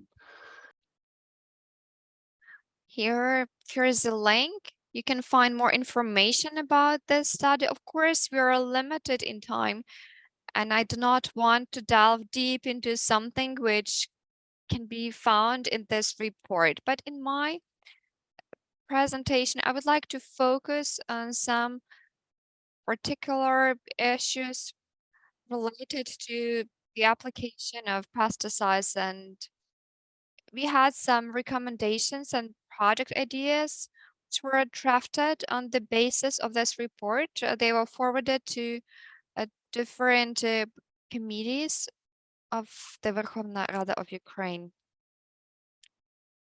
That is why it is an important question for us, because here we talk also about a separate group of pesticides, and there are very many NGOs, unions, associations, which monitor the situation. They fight for the interest of the public. Also, when we speak of a beekeeping industry, we understand that it can also impact bee colonies. They also have their own packages. They appeal to different committees, and all this information is forwarded to governmental agencies for decision making. Speaking of especially hazardous pesticides, overall, we don't really have a definition of this group of pesticides, highly hazardous pesticides in Ukraine. We also have the legislation, which is quite effective, quite good. It goes in line with our objectives, but of course it requires some alignment with the European legislation. Unfortunately, even in the European Union, not all pesticides and different chemical agents are banned, but there are some challenges also. If we have people debating about the decision of some agents being banned or not banned because of their properties. This issue in Ukraine is being regulated on the level of the Ministry of the Environment and the Healthcare Ministry, and we also have a separate state consumer service. We also have a registration process for these agents. The list of pesticides and agricultural chemical agents is the information which can be found in the register, which is the responsibility of the Ministry of the Environment. There you can see what are those agents which are hazardous. You can also compare this list, and you can understand for yourself what are highly hazardous pesticides. We have a pen list, a so-called pen list. This is what we have attempted to do. In 2020, we took the state register of pesticides and agrochemicals, which are allowed for the use in Ukraine. In 2019, as of the 31st of December, we analyzed the list of pesticides. This register contained 3,966 different forms of pesticides and agrochemicals. But when we compared the list of highly hazardous pesticides in accordance with PAN list by European organizations, we identified that out of almost 4,000 pesticides and agrochemicals, 1,125 are highly hazardous pesticides. So it is basically 1/4 of pesticides which are allowed for use in Ukraine, but they are highly hazardous pesticides. Moreover, these 1,125 pesticides, they also had from 1 to 3 active ingredients of highly hazardous pesticides. That is why the general amount of highly hazardous pesticides, the general number is 83 of its active ingredients. We also have some other pesticides which contain highly hazardous pesticides, and they are not mentioned in the register. So they are not mentioned. Then the question is, how do they enter the market? This is a very good question, because you know that smuggling is there and there are still ways to bring it to Ukraine. So that is why, well, here you can see the list of those agents which are not on the list: ortocresol, metamyl, octamyl, and others.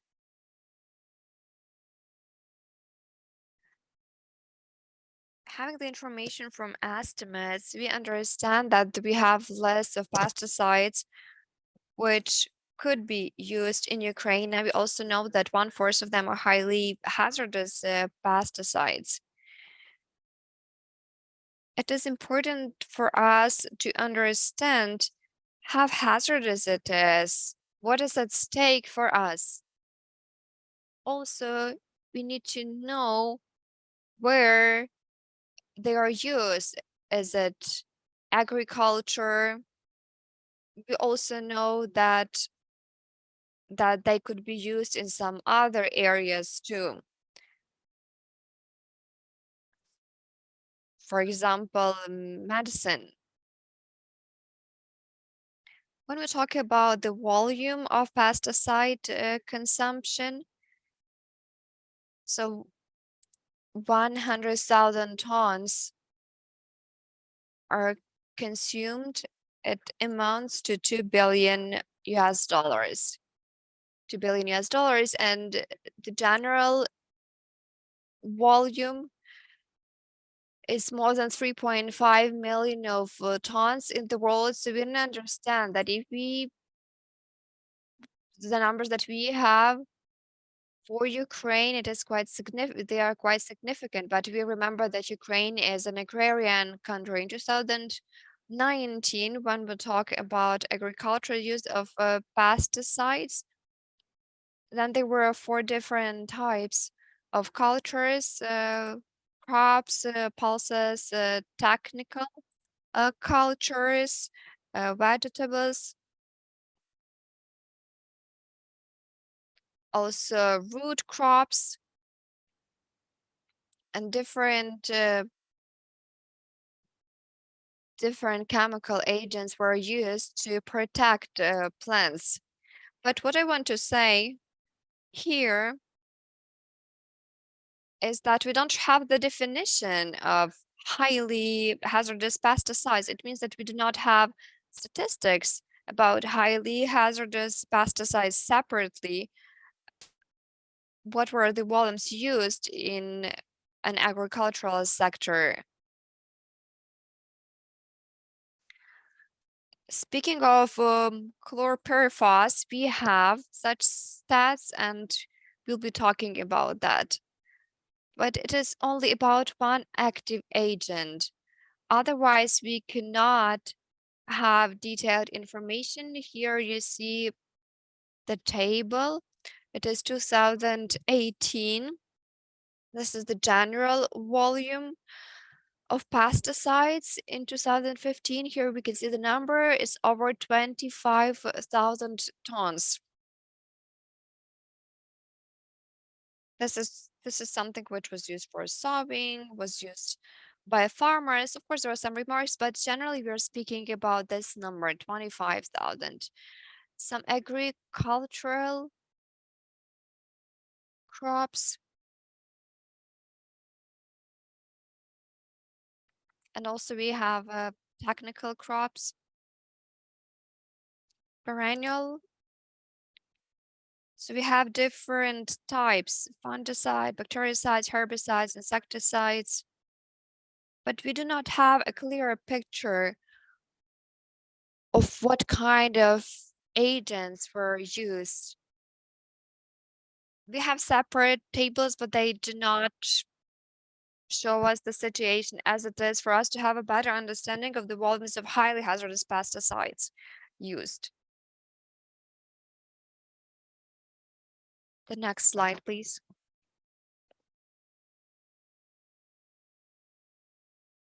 Speaking of the use of pesticides for agriculture, we understand that we are speaking here about growing of different crops and also healthcare. As far as an agrarian field is concerned, it is important here to understand where else these highly hazardous pesticides could be used. It's very important. Before that, we also had a meeting. There was another conference, and we discussed it. Yevhen Laban also brought it to the table. It's very important to draw our attention to this, because with regard to highly hazardous pesticides, which could be found in food, the food which we consume, then we have some breakdown processes, and also we understand that there are some biological processes taking place, and there are only small volumes which end up in food. But if we use pesticides and these agrochemicals, and if these highly hazardous pesticides are used for different like household activities, and we know them as biocides. In Ukraine, we don't have legislation as they have in Europe, different legislation regulating treatment of lice, mice, mold. It means that there's only one legislative act which can regulate it. If we take Sinuzan or chlorpyrifos, and Sinuzan, it is chlorpyrifos based. It is used in different facilities, even in daycare facilities, in kindergartens, for pest control, well, cockroaches and others. We understand that we have a very high concentration of these pesticides. That is why it is very important from their legislative perspective to make sure that we have proper regulation, because when we have control of pests, rodents, it is one thing if it is in fields, and if it is about private households, this is a whole different story. In terms of final products, we have 850 different products. 250, 270 of them are produced locally. Also, we have highly hazardous pesticides. Here you can see the list of these highly hazardous pesticides, which are accessible in Ukrainian market. And they have very bad impact on the environment, because people, they get in contact directly with these agents. And we understand that if it is something which is used on fields, it penetrates soil, then there is some breakdown process. But everything that you have in your household, your ceiling, your walls, this is something what you inhale when we clean. Also, it's important to have some proper regulatory practices on the state level. Information campaigns are also very important. There are very many people who are unaware of a proper use of biocides and pesticides and other chemicals which they could use for private farming. Speaking of the volume of biocide product consumption, we have some data. This is the data of 2016. We don't have export-import data because this is something which is not allowed under current legislation. There are institutions, there are different agencies, they collect data straightforwardly from producers. Here you can see different types of disinfectants and general biocides. It is again information relevant for 2016. Another important matter, speaking of highly hazardous pesticides, are different falsifications of pesticides. Speaking of the world market, we have some 50% of goods which are brought into the country illegally. In Ukraine, it is in high up to 30%.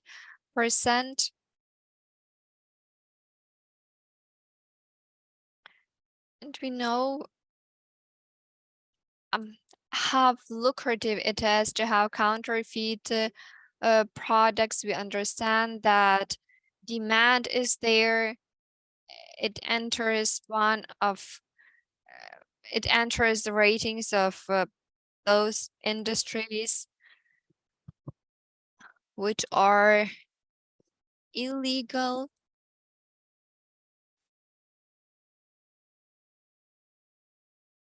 Also, we know that in some cases, these pesticides, they can be brought in different forms. Of course, our legislation is not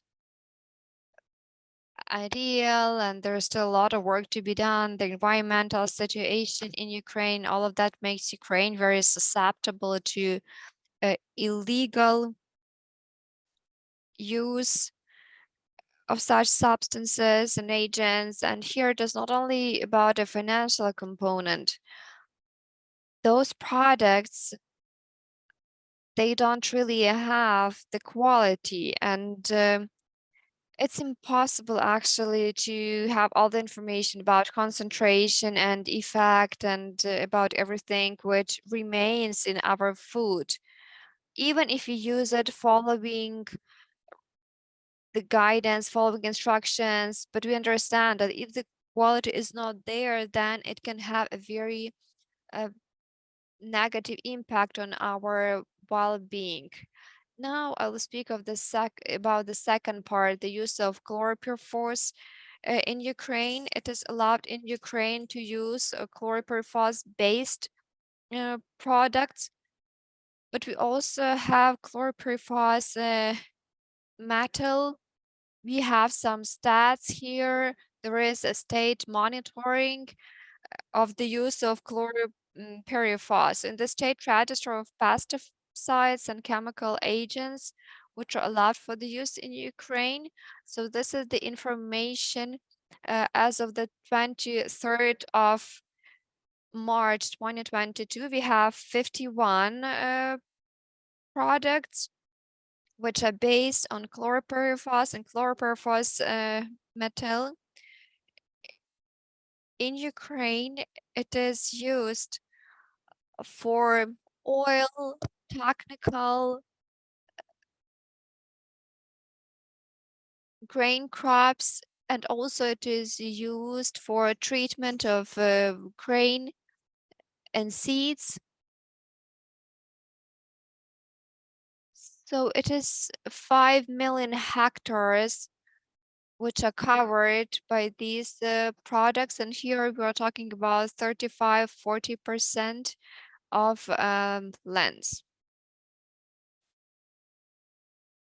However, I would like to say that despite the fact that we have officially registered, officially allowed forms of chlorpyrifos and chlorpyrifos based products, we have some registration. They are not banned.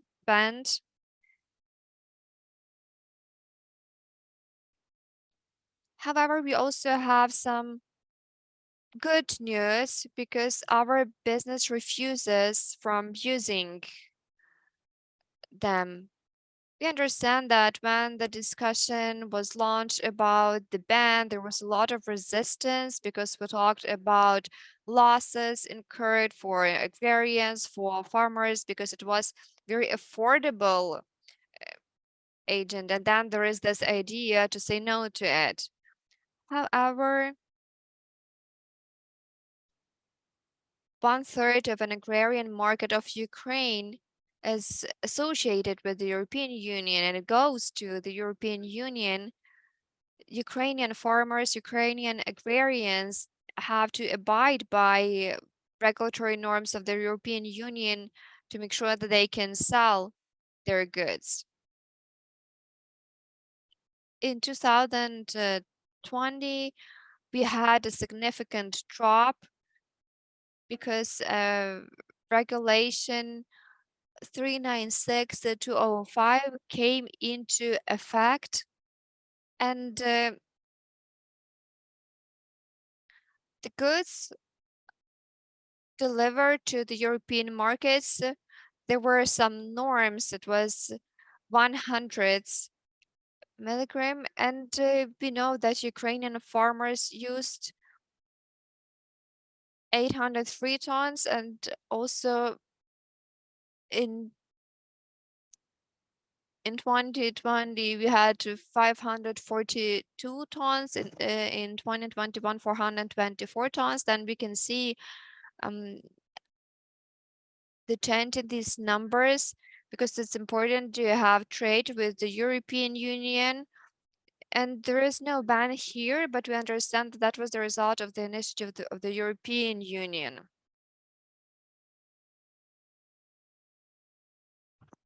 So that's what we were talking about. And when we were talking about Ukrainian market, then the Ministry of Health of Ukraine from 18th May of 2021 and its order 1960, we're talking about approval of maximum appropriate level of chlorpyrifos, and those possible levels, appropriate levels in agricultural products were already approved and they are already active. So we can see how our legislation is being adapted to European Union demands, despite the fact that the most hazardous pesticides and its licensing is pretty is allowed. Nobody forbids this, but nobody is using this, or to be precise, they decrease the consumption. In 2020, the market of chlorpyrifos in Ukraine was around $27 million of the USA dollars. And when we're talking about importers, then it's important to mention that the products with the basis of chlorpyrifos and chlorpyrifos methyl, it's China, and based on the analysis, pesticides the products are delivered to Ukraine from the producers of India, EU countries, Israel, Turkey, and Colombia. Also, we have 7 national companies where we have production of pesticides products. But once again, information about our own production of Ukraine of pesticides products is not public due to the law of Ukraine about unofficial statistics. There are no official data of no official data on such products in Ukraine. Thank you for attention. If you have any questions, I will happily answer them. Now, I am very grateful, Denise, for your speech. Really very deep, very serious analysis of the market of using highly hazardous pesticides and what is going on and what are the ways of harmonizing everything, make it in compliance with the European Union legislation. It's important for everybody to know because we have, at least they tried to be present with us.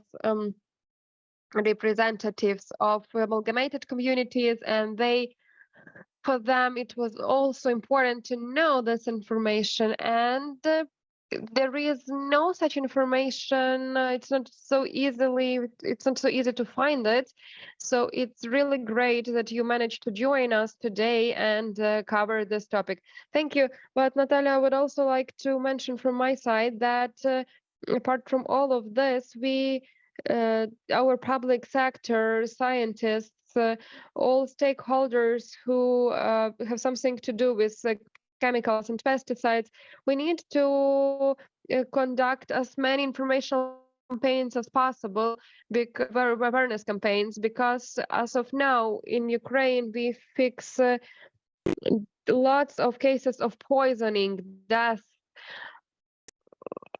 which are because of improper behavior with chemicals, with chemical products for plant protection. Because now the basis is that when we cultivate fields from the air with pesticides and chemicals, can lead to unforeseeable, unpredictable consequences of such usage, and that can lead to the fact that a big amount of the same bees are dying, and also poisoning and negative impact on local citizens who are living in proximity to those fields.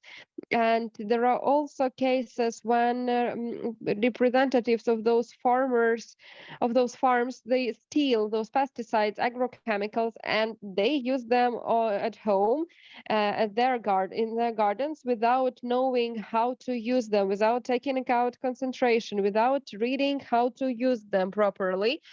So we have this question, and it's pretty pretty important. But in the third moment, the third issue we have to talk about is that when we're talking about pesticides and agrochemicals, which we regular citizens are using, which we can buy in the stores, then based on our research, very small amount of people, of consumers, read labels and actually know how to read labels. How we have this principle: if it is cheap, then I can use more of it, more than it is written on this norm in the instruction. And that's a wrong decision of many. If I throw more, if I put more in the ground, then the effect will be better. And I'm not even talking here about Sinozan. It's another product. And when we open the instruction, I, as a chemist technologist, I open instruction, I start reading, and there are terrible things written there, because those who created this instruction, they themselves do not understand the danger of this product when they say that this product can be used for poisoning ants or cockroaches in kindergartens. And when they mention that the norm of the substance for smooth surfaces, that's one amount, but for absorbing surfaces the norm will be bigger. And after that they mentioned that if it's a smooth surface, then you can wash it away, or you can actually leave it as it is, you can leave the substance. And then when they are talking about carpets, it's written actually in the instructions, when it's different carpets where the same fleas can be, then they just say, just don't care, just take the minimal concentration, and for 2 days leave the premises, and then everything will be okay. And in a month, if something, if the eggs of those insects appear again, then just again use it. And it's really terrible, because even those people who make such instructions, who create such safety passports, including for Ukrainian markets, they do not understand what they are writing about. So we need to talk about that. Thank you. Thank you, Denise. And one small remark personally from me. We know that Lviv region, for Lviv region, it's is characterized to have 60% of vegetables which are on the markets of our city is formed by just regular people who do not pay attention to what they are using to grow And the most terrible thing is that this product practically do not undergo any kind of checks on pesticides components content. If you're talking about big farms that supply their products to big networks, then there is really big audit for it at least to be a little bit safe. About markets, nobody regulates it. Nobody checks it, and it's a huge danger that those producers, they can use highly hazardous pesticides and bigger concentration, and actually they can harm themselves, they can harm the products, they can pollute environment and water resources. Thank you. But one more remark from my side that I would like to say about those big farms, big farm enterprises. In the frameworks of our research, we fixated those cases when big farms, big enterprises really were interested in buying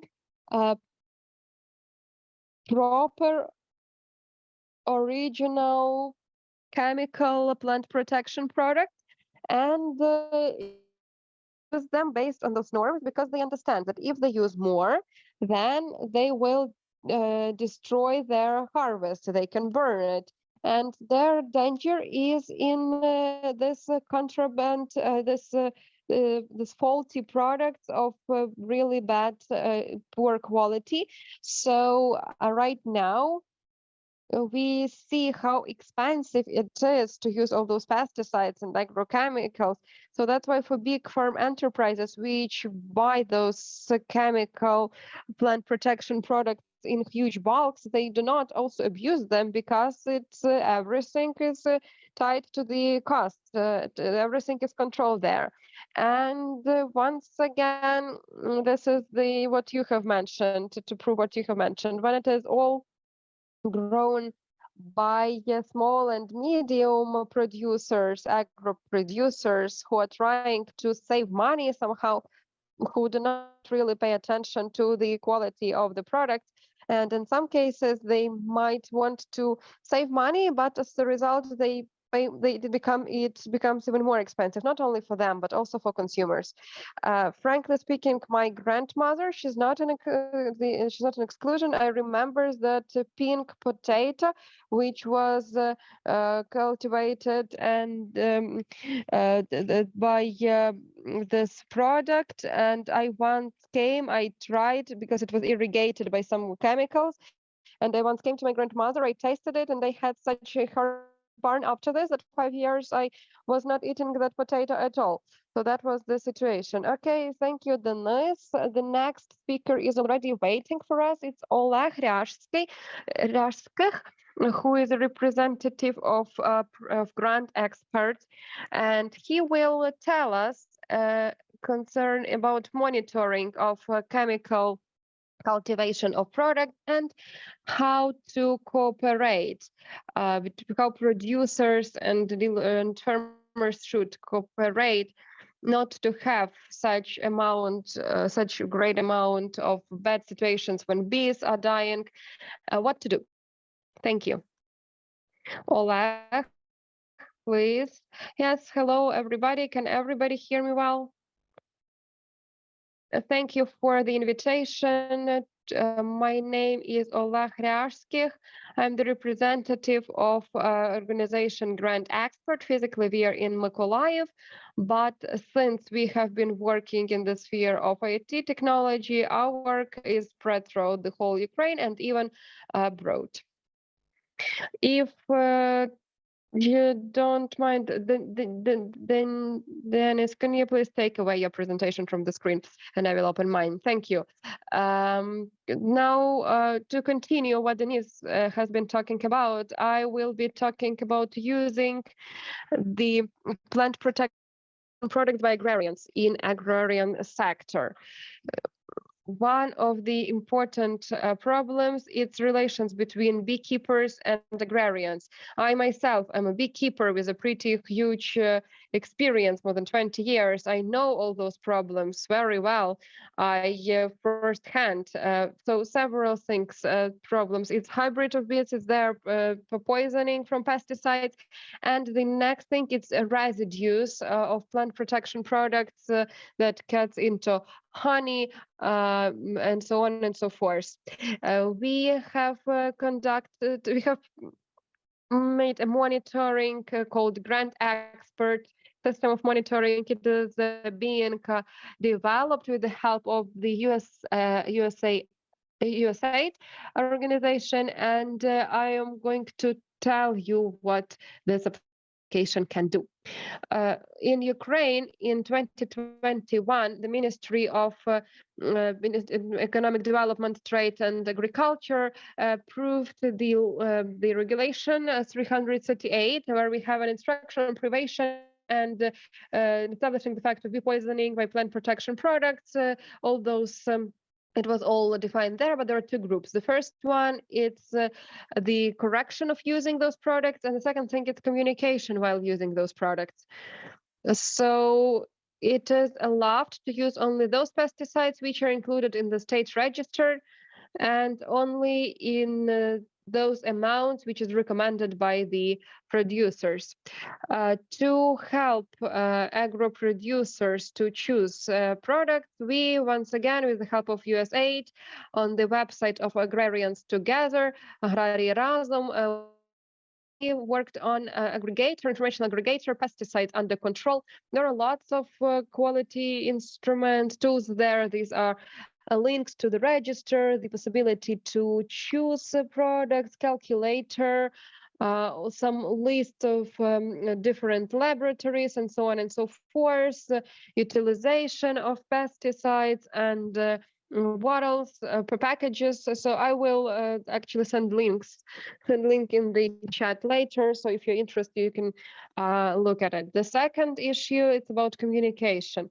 Once again, the same ministry, the same law, it was defined that all individuals and economic entities should inform bodies of local self-government that if their field is around 10 kilometers from the outer perimeter of the territory of the, for example, amalgamated community. So they need to inform both amalgamated communities about that.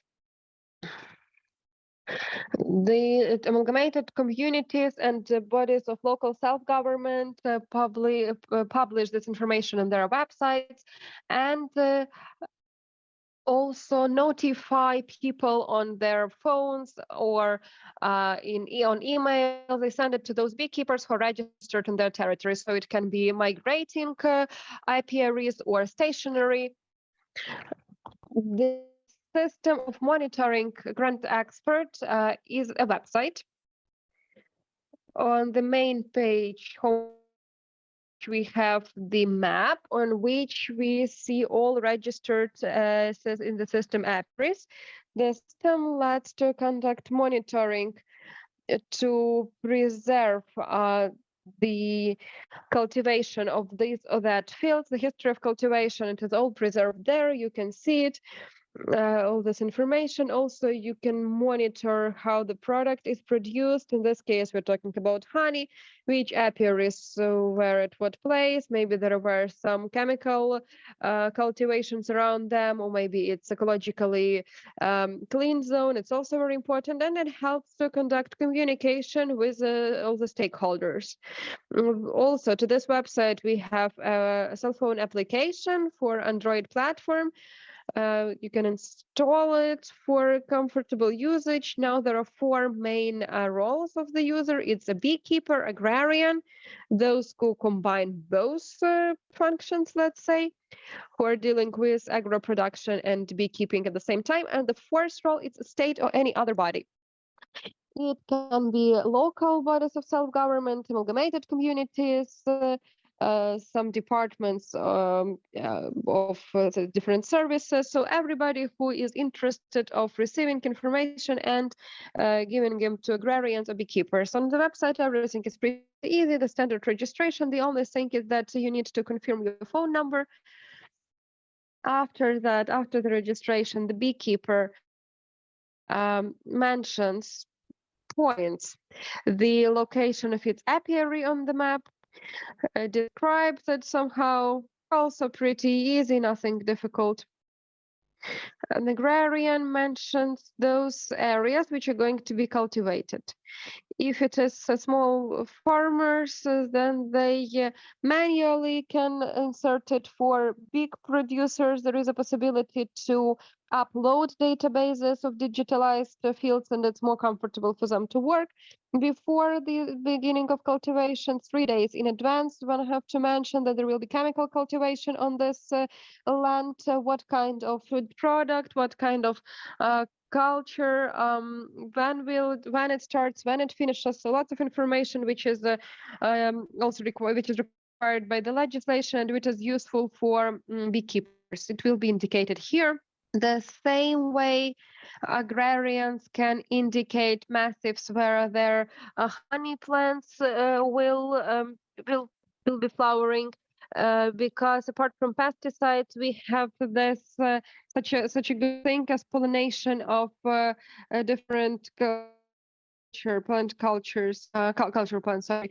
So beekeeper has more money, agrarian has better harvest. Now several screenshots just for you to see how it looks like on the map when we have an active season, it's in summer or in spring.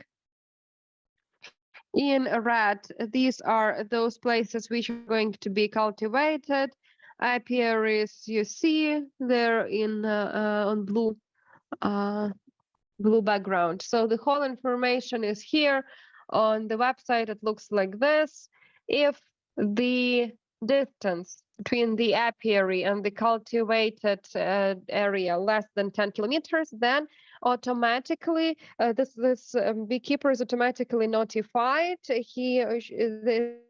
He get message on their cell phone 1 or 2 minutes from the beginning, from receiving this information, and also this person receives information on his or her electronic mail if it was indicated. Here you can see as an example how those messages are sent. They are targeted, so no all of them, but only those who are 10 kilometer distance from the field, and then it's all included in the bullets of plant chemical cultivation. It's on the website and it is also published. We are in small quantities. We have such publication. We actually have we are a registered published house to follow the Article 37 of the law of Ukraine on beekeeping. This law is pretty obsolete already. It has not been changed for a long time, but it still mentions that that such notifications should be done by mass media, since officially it's a printed notification. Then for agrarian not to have this responsibility, we have it in a printed version, and technically it comes like a message in 1 or 2 minutes. The cooperation with the local bodies of self-government, as an example, in 2021, we signed a memorandum with Kherson Regional State Administration. We signed this administration with different organizations. Here, I just wanted to provide Kherson as an example. After that, we have more active registration of different village departments of development, departments of agriculture, and so on. On this map, we have territories of those amalgamated communities, borders, and if there is some kind of event happening in their area, then amalgamated community is also informed about that, and they receive all this information. So we have a database of all amalgamated communities in Ukraine with their territorial borders. On the example of Kherson Regional State Administration, Department of Agriculture. This is their office, online office. We have their journal of notifications, where we have a date of cultivation, what kind of herbicide is going to be used, what kind of cultured plant is going to be cultivated, contacts, and so on and so forth. You can read on our Facebook page more about our work. Also, we have a hotline, technical support. It's also mentioned here. For the end of the previous year, more than 4,000 users were registered in our system, mostly beekeepers, but also agrarians. The system is free. It works practically everywhere in the world, apart from the Russian Federation as of now, of course. That's why if some foreign colleagues would like to use it, we are ready to provide the translation for them and send it to them. So we provide actually technical information about how to use it. We have contact here. We have the address of our email. I will send links to 2 of our tools to the chat. That's all I wanted to mention. That's all. If you have any questions, I'm ready to answer them. Thank you, Oleg. Thank you for. It was so difficult for you to join and be present at our event today, but you made everything possible. So I have a question to you. Maybe you have information somewhere about pesticides, what the amount of pesticides which is used in amalgamated communities that you have mentioned. Do you have such an information? Well, I do not have such about the quantity, rather no than yes, because we can discuss the quantity to talk about the usage for 1 hectare and the territories for cultivation. It will be not direct method, but still. So, for example, it can be 20, 50, 200 hectares, and what kind of product is used there. So, relatively, we can calculate something, but it is not calculated directly. Thank you. And one more question. This application that is that has already been working for more than 1 year, do you feel that those amalgamated communities that are using the conflicts between beekeepers and agrarian producers? Yes. In 2021, 2021, with the help of USAID, we conducted a advertisement campaign in Donetsk and Luhansk regions. Its territories are under foreign control now. So our specialist went to every village. Basically, they communicated with administrative, apart from authorities, with every beekeeper and with agro producer, and in those specific areas we did not have bee poisoning. So the system is working. It's not really spread so far, because we have more than 4,000 of beekeepers in Ukraine. It's not official data, but still, so far we covered 1 or 2%. It's not a lot, but we are doing our best. Working on it. Thank you, Oleg. And I would like to give the floor to our next speaker. Excellent. So thank you very much for this opportunity to come to talk to you about pesticide destruction. I think we've heard a lot about the dangers of pesticides today, and why we should be very careful when disposing of pesticides. So I will just give a brief look at what options are available for pesticide destruction, technical options, in case, and I know that Ukraine has done a lot of work to get rid of obsolete pesticide stockpiles but nevertheless, there's always new stockpiles. As we heard from the previous presentations, pesticides are still banned, and that's when you get a stockpile of old pesticides that you are not allowed to use anymore. I don't know how the legislation works in Ukraine, but it really depends on whether you get to use the old stocks or whether there is an overnight ban on chemicals, so that people are farmers or companies are actually left with the stockpiles of old pesticides.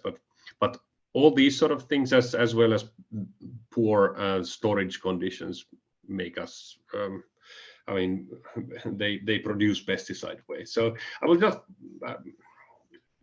briefly mention that I'm working with the Finnish Environment Institute, who is the competent. I'm a POPs guy myself. I do Stockholm Convention for 20 years, and I've been a member in many of the committees in Stockholm Convention, the scientific committee working on, for instance, on chlorpyrifos that we just heard from a colleague.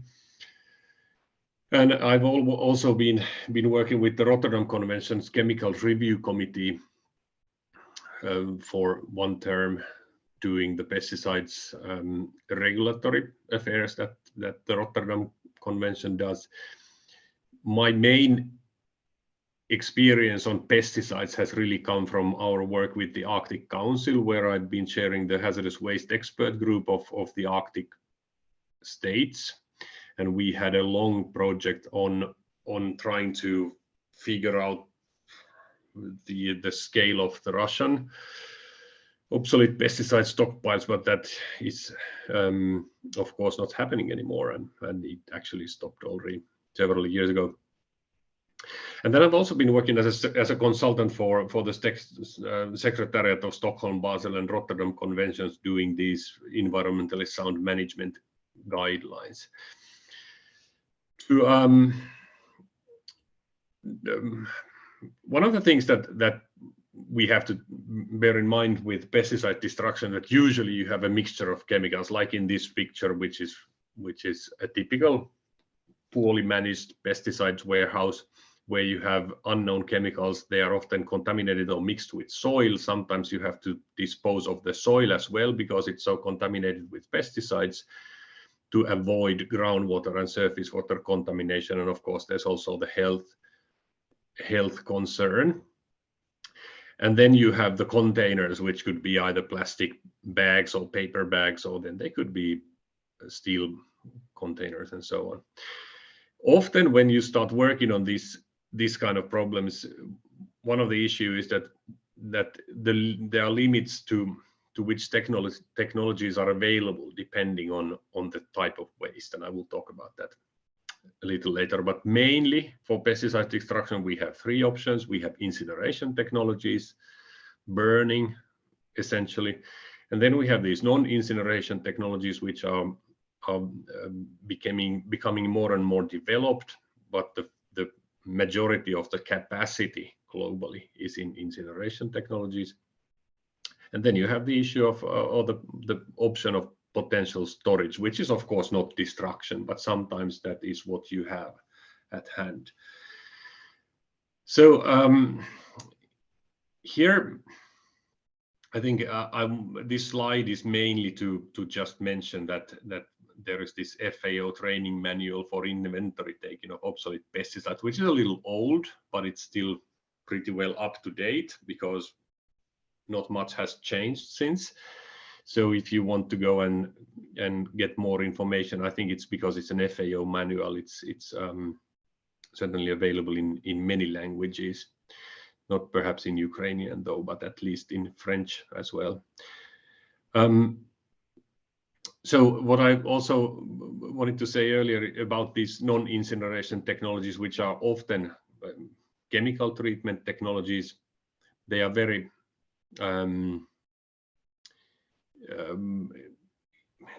popular, but they are not widely available. So I will later go through some of these technologies, but you have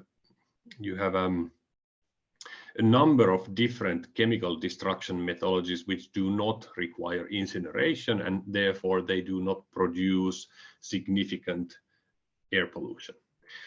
This is a table from POP's destruction guideline, and here you can see the pesticides. POPs, of course, not all POPs, not all pesticides are POPs, but basically if you look at what is available for POPs, then you know what is pretty much available for any chlorinated pesticides that you might have. Of course, there are other kinds of pesticides as well, but mainly they contain chlorine, which kind of makes them interesting from the incineration perspective. But you have these, the Basel Convention guideline refers to these 7 different technologies that I will just go through here.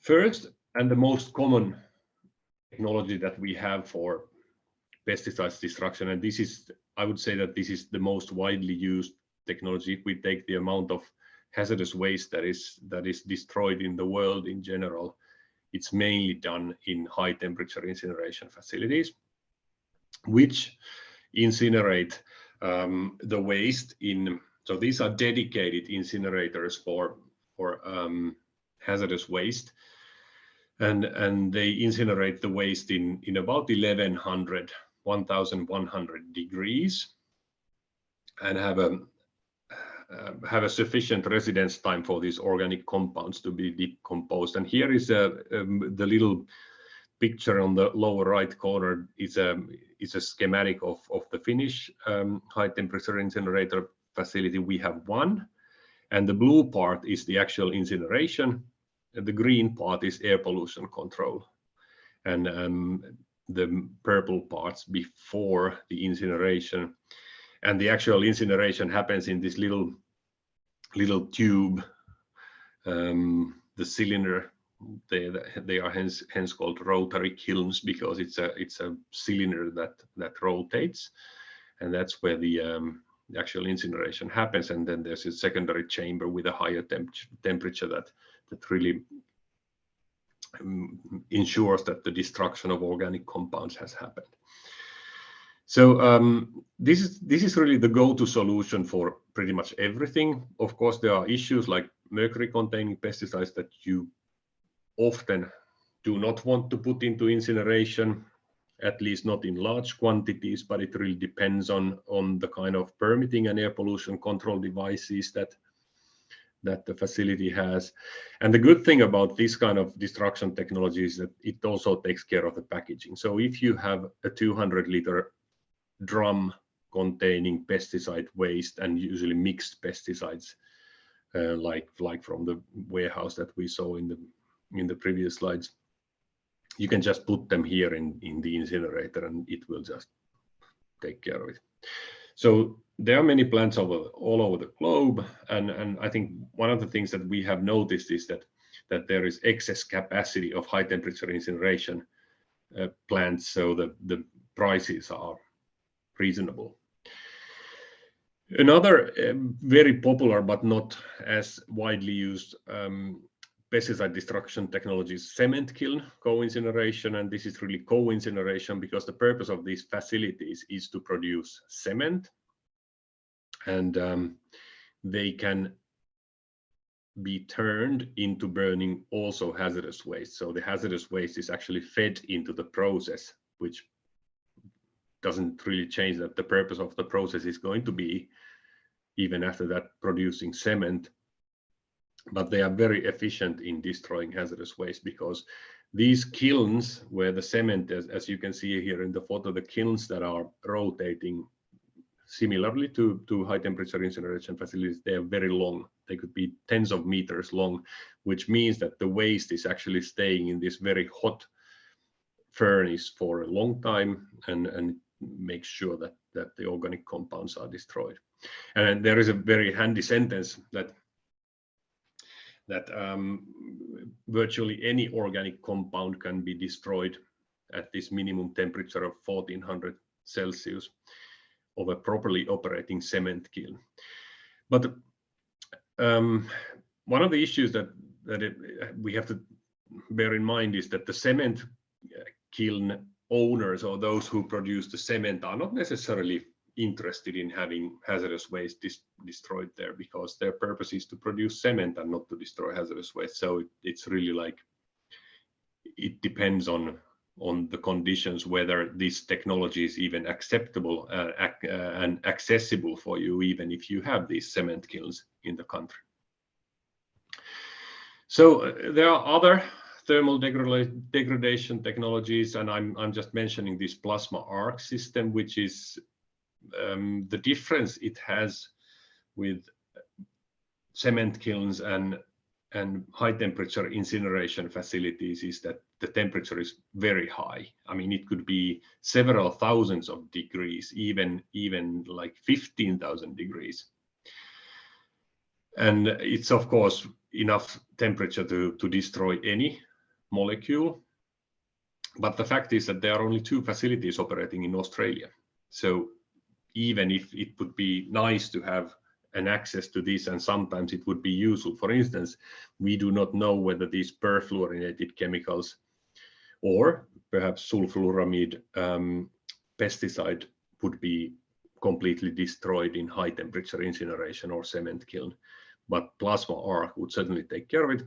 But what do you do when you only have 2 facilities and they are both in Australia? Then let's go to these non-incineration technologies. These are often preferred by many because they do not produce dioxin and furan emissions like incineration of chlorinated waste normally does, even though air pollution control and process control reduced that a lot, and it's not like it was in the 1970s anymore.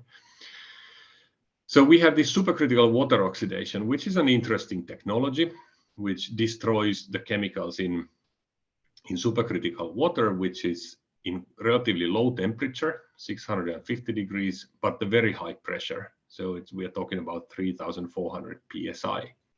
So and it's very well suited for pesticides or anything that you can make water soluble.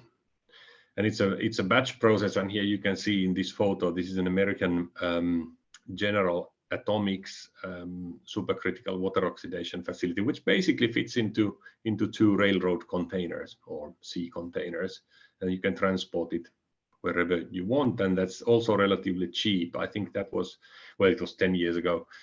That was about 2.5 million euros, as if you compare it with a modern high temperature incineration facility, you would look at 100 million euros, half of which would be the air pollution control. Then other non-incineration technologies that was also mentioned in this Basel guideline acceptable for pesticides is this gas phase chemical reduction. This is also thermochemical reduction in relatively low temperature and low pressure, but the difference between normal incineration technologies is that it does not have oxygen. So there's a very low possibility of producing dioxins and furans in this process.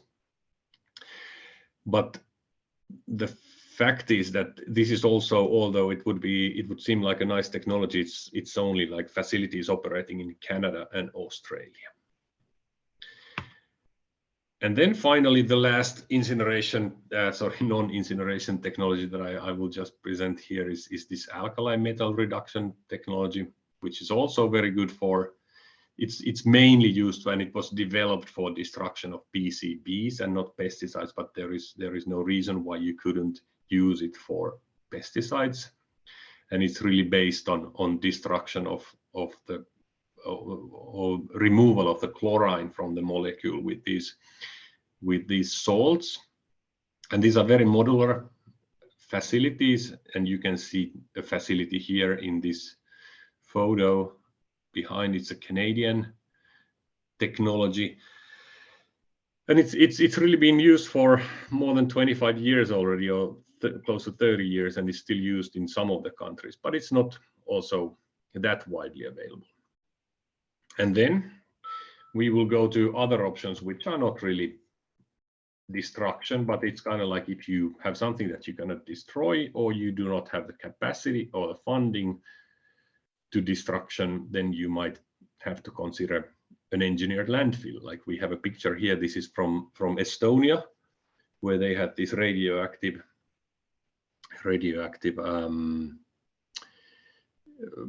stone or residue rather from the I think it was from the incineration of the stone. So you might set up an engineered landfill, which is really to make sure that the environment and humans would not be exposed to these waste. But they are complicated structures, and it's not at all cheap to construct one, and it's not at all cheap to set to put waste there either. Basel Convention has developed these technical guidelines on specially engineered landfills, and I'm just mentioning this because in case somebody ever wants to landfill pesticide waste, it's really an international regulation that such a landfill would have to meet with these requirements, which are really a lot about it is about lining and managing the water so that you make sure that nothing is going to be leaching out of this landfill.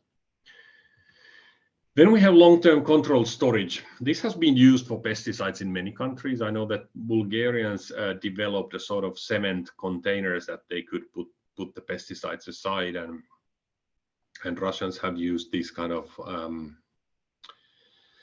open pits for their controlled storage.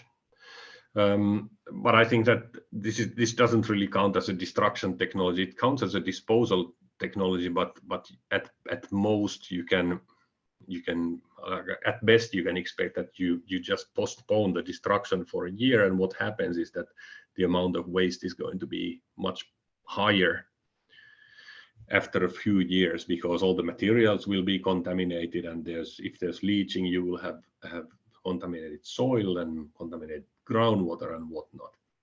So not a good idea. If you have to store, then you have to use the engineered landfills. And finally, mercury containing pesticides. These are a separate issue, but I know that these have been widely used, fungicides, and they are mostly mercury chloride. And the problem with these is, of course, that you couldn't. Mercury is a tricky substance because it evaporates so easily. So it cannot usually be incinerated. The licenses of high temperature incineration facilities, for instance, are so strict on mercury emissions that they don't readily accept this kind of waste for incineration. So stabilization, a chemical process to put the mercury stable, is an option. But there are facilities that have such an air pollution control system that would capture the evaporating mercury in case mercury containing pesticides were incinerated. And finally, just to recap that you have many technologies available for destruction of pesticides. It depends on the pesticide itself, especially on the presence of heavy metals. In most cases, high temperature incineration would vitrify the heavy metal, but mercury is a little different thing. Mercury would just evaporate. It depends on the type of waste, whether you have a pesticide as such, or whether you have contaminated soil and so on. What is the concentration of the pesticide? It really depends. Like if you have a low concentration pesticide solution, like a lot of water and little pesticide, then it might not be worthwhile taking it to an incineration facility, but there would be a cheap option to do it somehow in a chemical method, for instance. It depends on the location. It depends on the permits of transportation, especially if you have to export it abroad and you have countries from which you require a permit in between. And of course, it depends on the funding. The destruction costs in a high temperature incineration facility are typically around 1,000 euros per ton. But if you have to package it and you have to transport it, the total outcome sum might easily be 2,000 to 3,000 euros per ton at the end of the day. The requirements for those pesticides that are POPs are a little stricter than for regular pesticides, but it's very good to treat all of those as POPs because they are always hazardous. And just a reminder that if you cannot do the destruction in an environmentally sound manner, then you should probably just wait until it's possible, if possible. And finally, thank you very much. And if there are questions, I'll be happy to get them. Thank you. Thank you very much, Timo. This was very interesting information and I believe also helpful. I shared a couple of the links that you have provided in your presentation to various documents coming from different conventions and UNEP and FAO. Yeah. So that people can get those directly. I don't know whether there are any questions to Timo. Well, my email was there, so you can send me an email anytime, so yeah. Don't worry. I can only confirm also that, yes, Timo is one of the leading experts in the region, in the Baltic Sea region, related to, well, not only obsolete pesticides, but as he said himself, various types of POPs.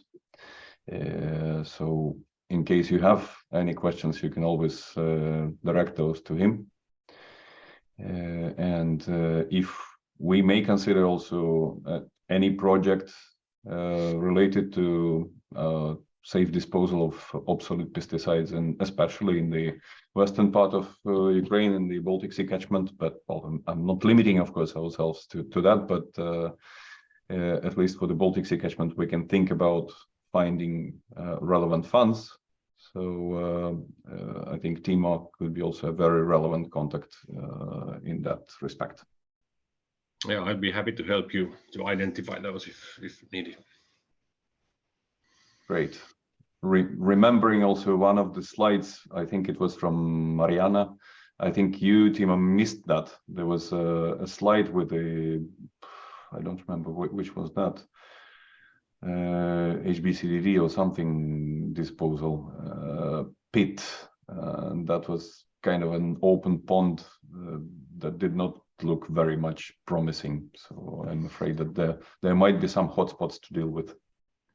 Yeah, and I remember several years ago, there was a lot of talk about these hexachlorobenzene waste from Ukraine that was taken to Poland, where it was at some Polish port. I don't know what has happened to that since, but it was sort of a scandal back in the day. I will start screen sharing.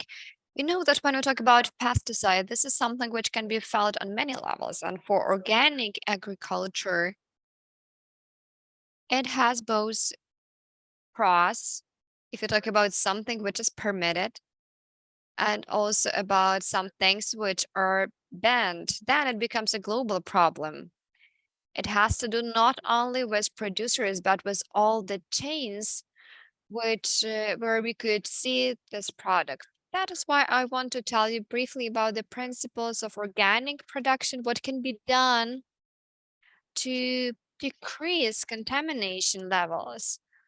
And at the end of the presentation, I will also tell you about the consequences.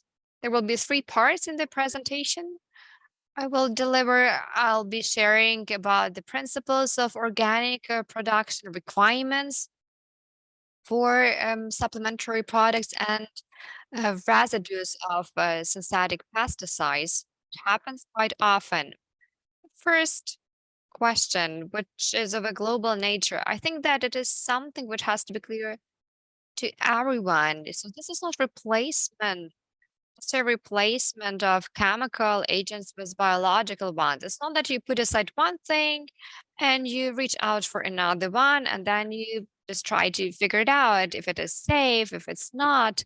Actually, it has a wider range. That is why the fundamental principle of organic production is planning and management of biological processes in ecosystems, giving their internal natural resources methods which could be used for live organisms and mechanical methods of production, taking into consideration the conditions. We understand that it varies. Also, we have some restrictions when I talk about some complementary products, and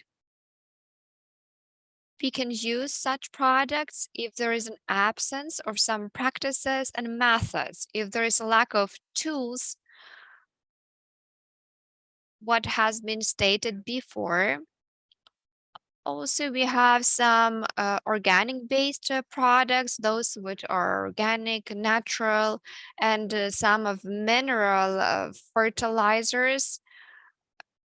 Here we are talking actually about minerals. Speaking of plant protection, as it is with fires, what is the most important thing here is prevention. This is the cornerstone of all agricultural practices. This is the selection of crops and species, also crop rotation, different methods which could be used, weed control, pest control.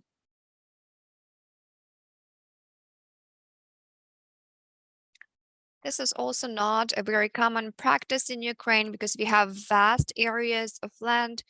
Usually we have monocultures, monocrops, and if we had poly, then that would have been a different situation. If we have some threat for our crops, then we can use some products. We have the list. These are of them. These are appendixes. There's one of the EU documents, number 889. And also we have some national legislation which defines permissible level of the use of such products. So what can be used? These are products which are natural. They are based on plant, animal, microbe, or mineral origin. But also in some cases, we don't have alternatives, or we do not have adequate quantities. When we talk about some copper-based products,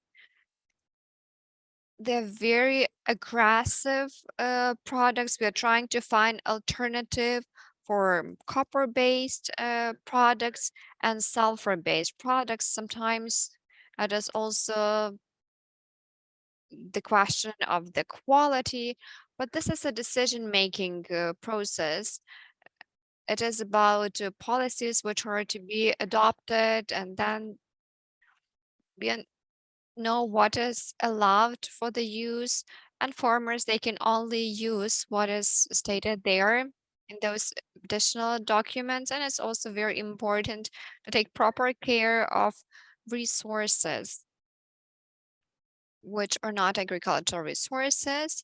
Also, when we talk about the list, then these are products for plant protection, these are fertilizers and agents to improve the quality of soil, and also products which could be used for cleaning purpose and disinfection,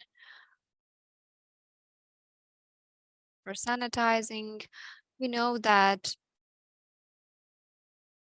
there is another document, number 2018/848 for certification. Here we can also have antidotes, synergies, and component of formulations which could also be used for plant protection. Also, we have adjuvants which are to be mixed with different products to protect plants. But again, it is also about the origin. Speaking of ingredients, we know that we will always have the green part. These are active ingredients, and it's almost never that we have some additional information, because we about full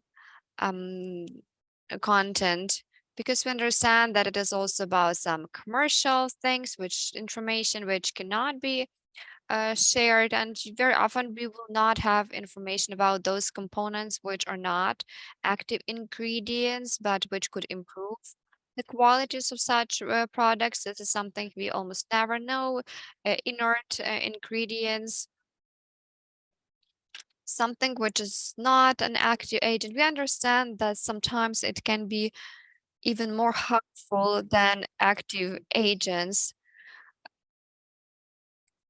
Also, we can have the following situation that not all bio products could be used for organic agricultural practices, and it doesn't mean that if it is a bio product that you can always use it. It's very important that you have a certification of these products for them to be allowed for the use.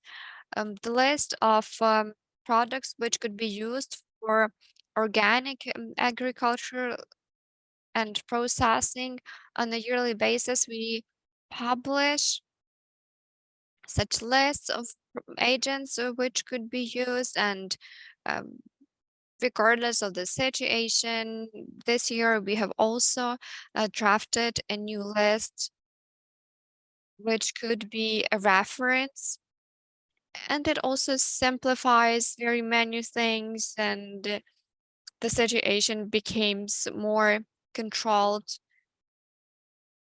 And now we have the least interesting, but the most challenging, or maybe it's the opposite. This part of the presentation, unfortunately, during certification of organic goods, 16,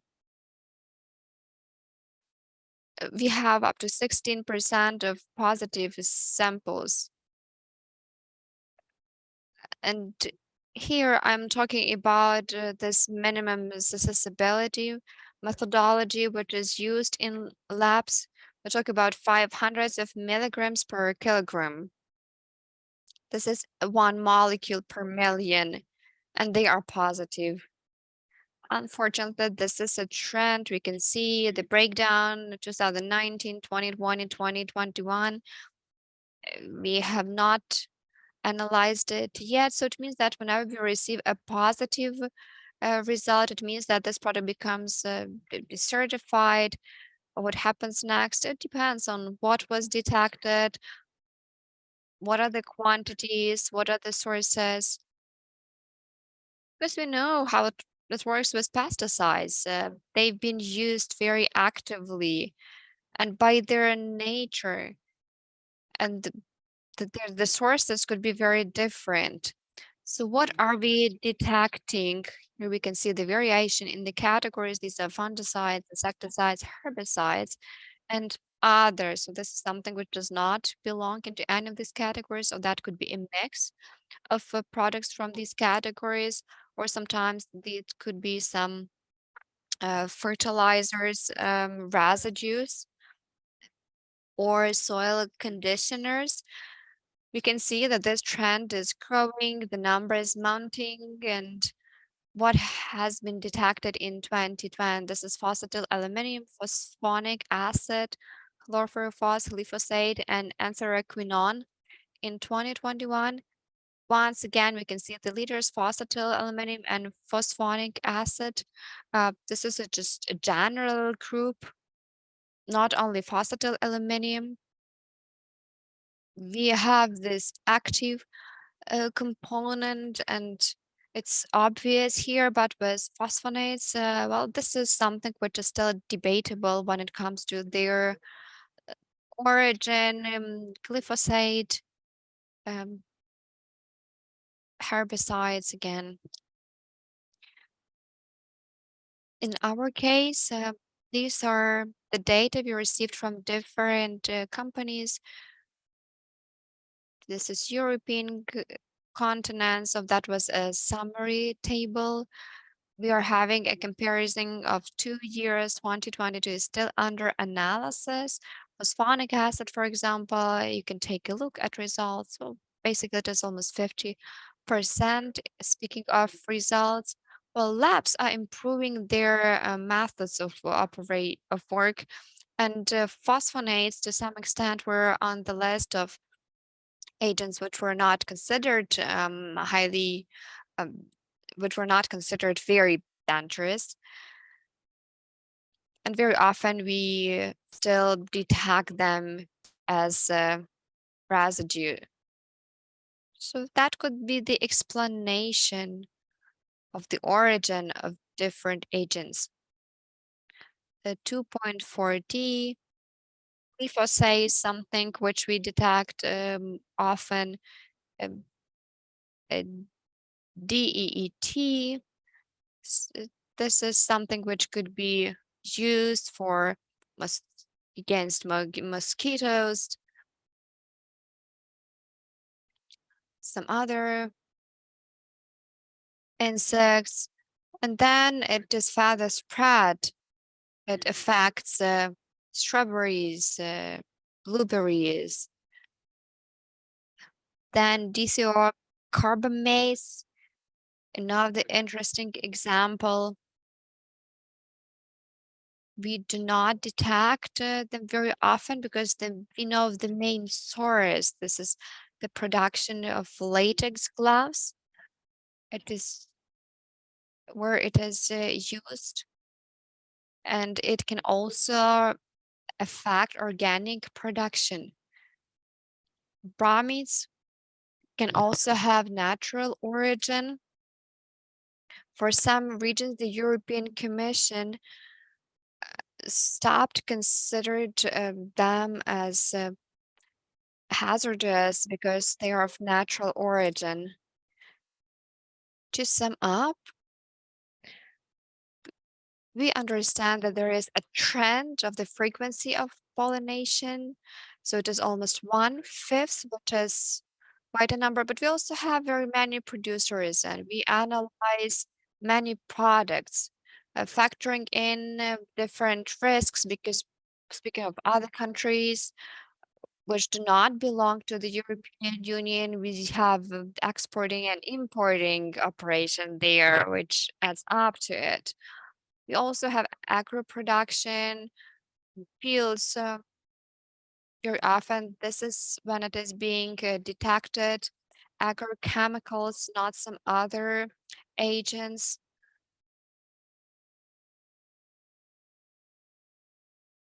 Then breakdown between conventional and organic products is a key element on all the stages.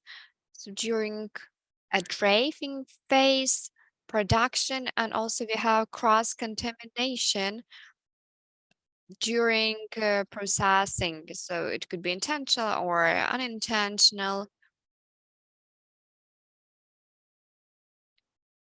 To provide an example, an illustrative example, the product which should have been very wholesome for people could contain up to 20 pesticides.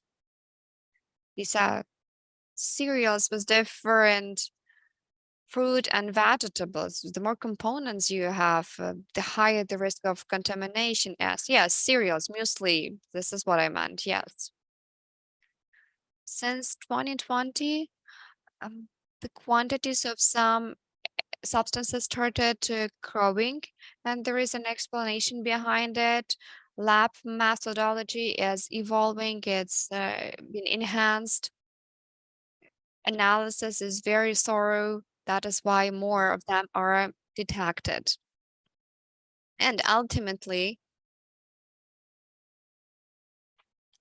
what caused the situation?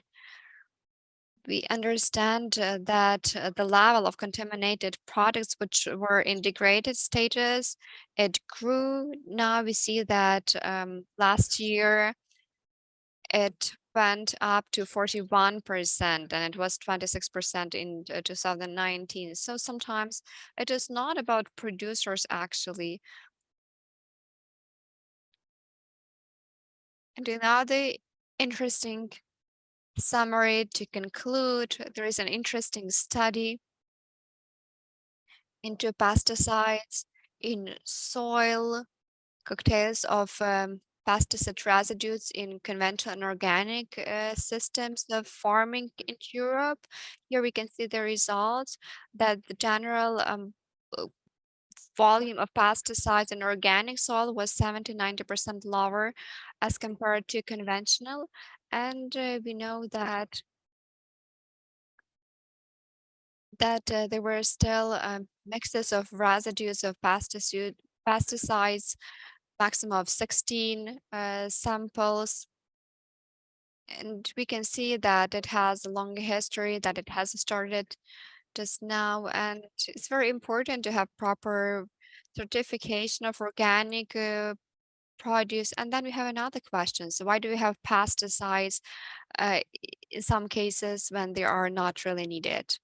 I'm happy to take your questions. Thank you, Ivan, for a great presentation. It was a very interesting presentation, informative one. Can organic producers who are very close to conventional producers safeguard themselves? Are there any requirements in organic production? Well, we can split this question into some subtopics. The general approach in organic production is to make sure that you protect yourself from external contamination, not to use those agents or substances which are banned, but this is theory. In practice, it gets more complicated. Some farms which traditionally grow some cultures,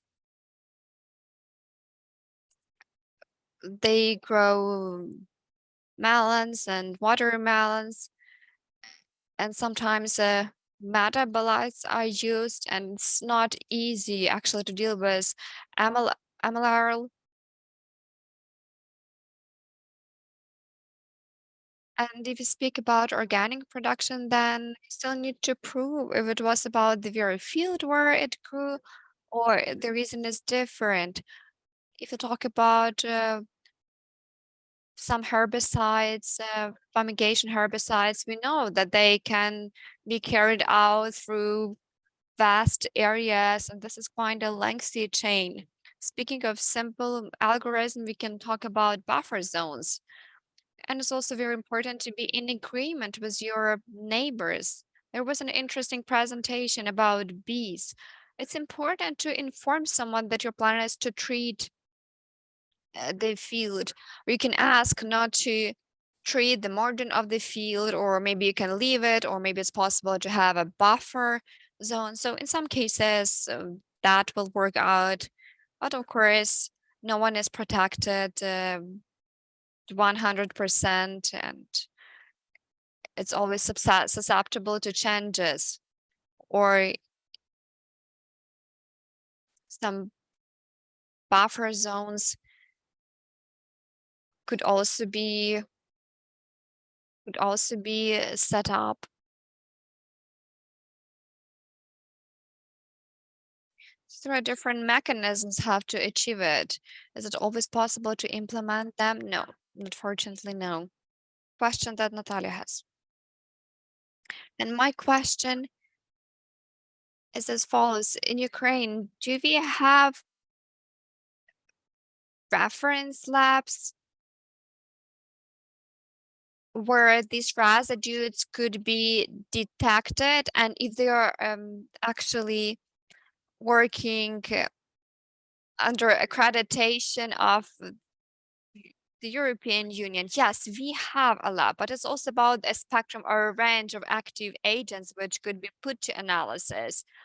Glyphosates, say, we know that it's a very narrow group, and there are only very few labs in the European Union which analyze them very thoroughly, providing great detail. So it is about the susceptibility of methods and tools. Well, we have labs. We know that organic goods is not really analyzed as any other products on the basis of lab analysis. You can analyze thousands of different agents, but if it is 1001, then you can skip it. So lab methods is something which is complementary, not to analyze 1000 samples, but just to analyze 5000 samples, but it is still 1/10. We have labs, but they have different capacities. And in some labs, this is what we are doing. It is also about cost. But speaking of export, of course, this is something that will be analyzed in other labs.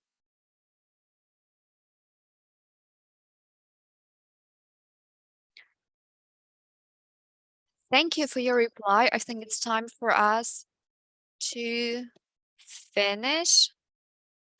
I would like to say that we have this meeting recorded, this conference, all the presentations and links to videos will be sent to all the participants who registered. You will get access to it. You will have access to presentations if you failed to listen to some of them. I would like to express gratitude to all our speakers. I know how difficult it was for you to join this call. Thank you for making it happen. I'm deeply grateful. I also want to say thank you a lot to our international experts. I understand that we had very little time to prepare for the event. Thank you for your involvement in an international conference which we organized. I also want to express gratitude to Mikhailo, who helped us to facilitate the process, to control everything, and he helped us a lot with the organization. And I also want to say thank you to our interpreters, Yulia and Anastasia.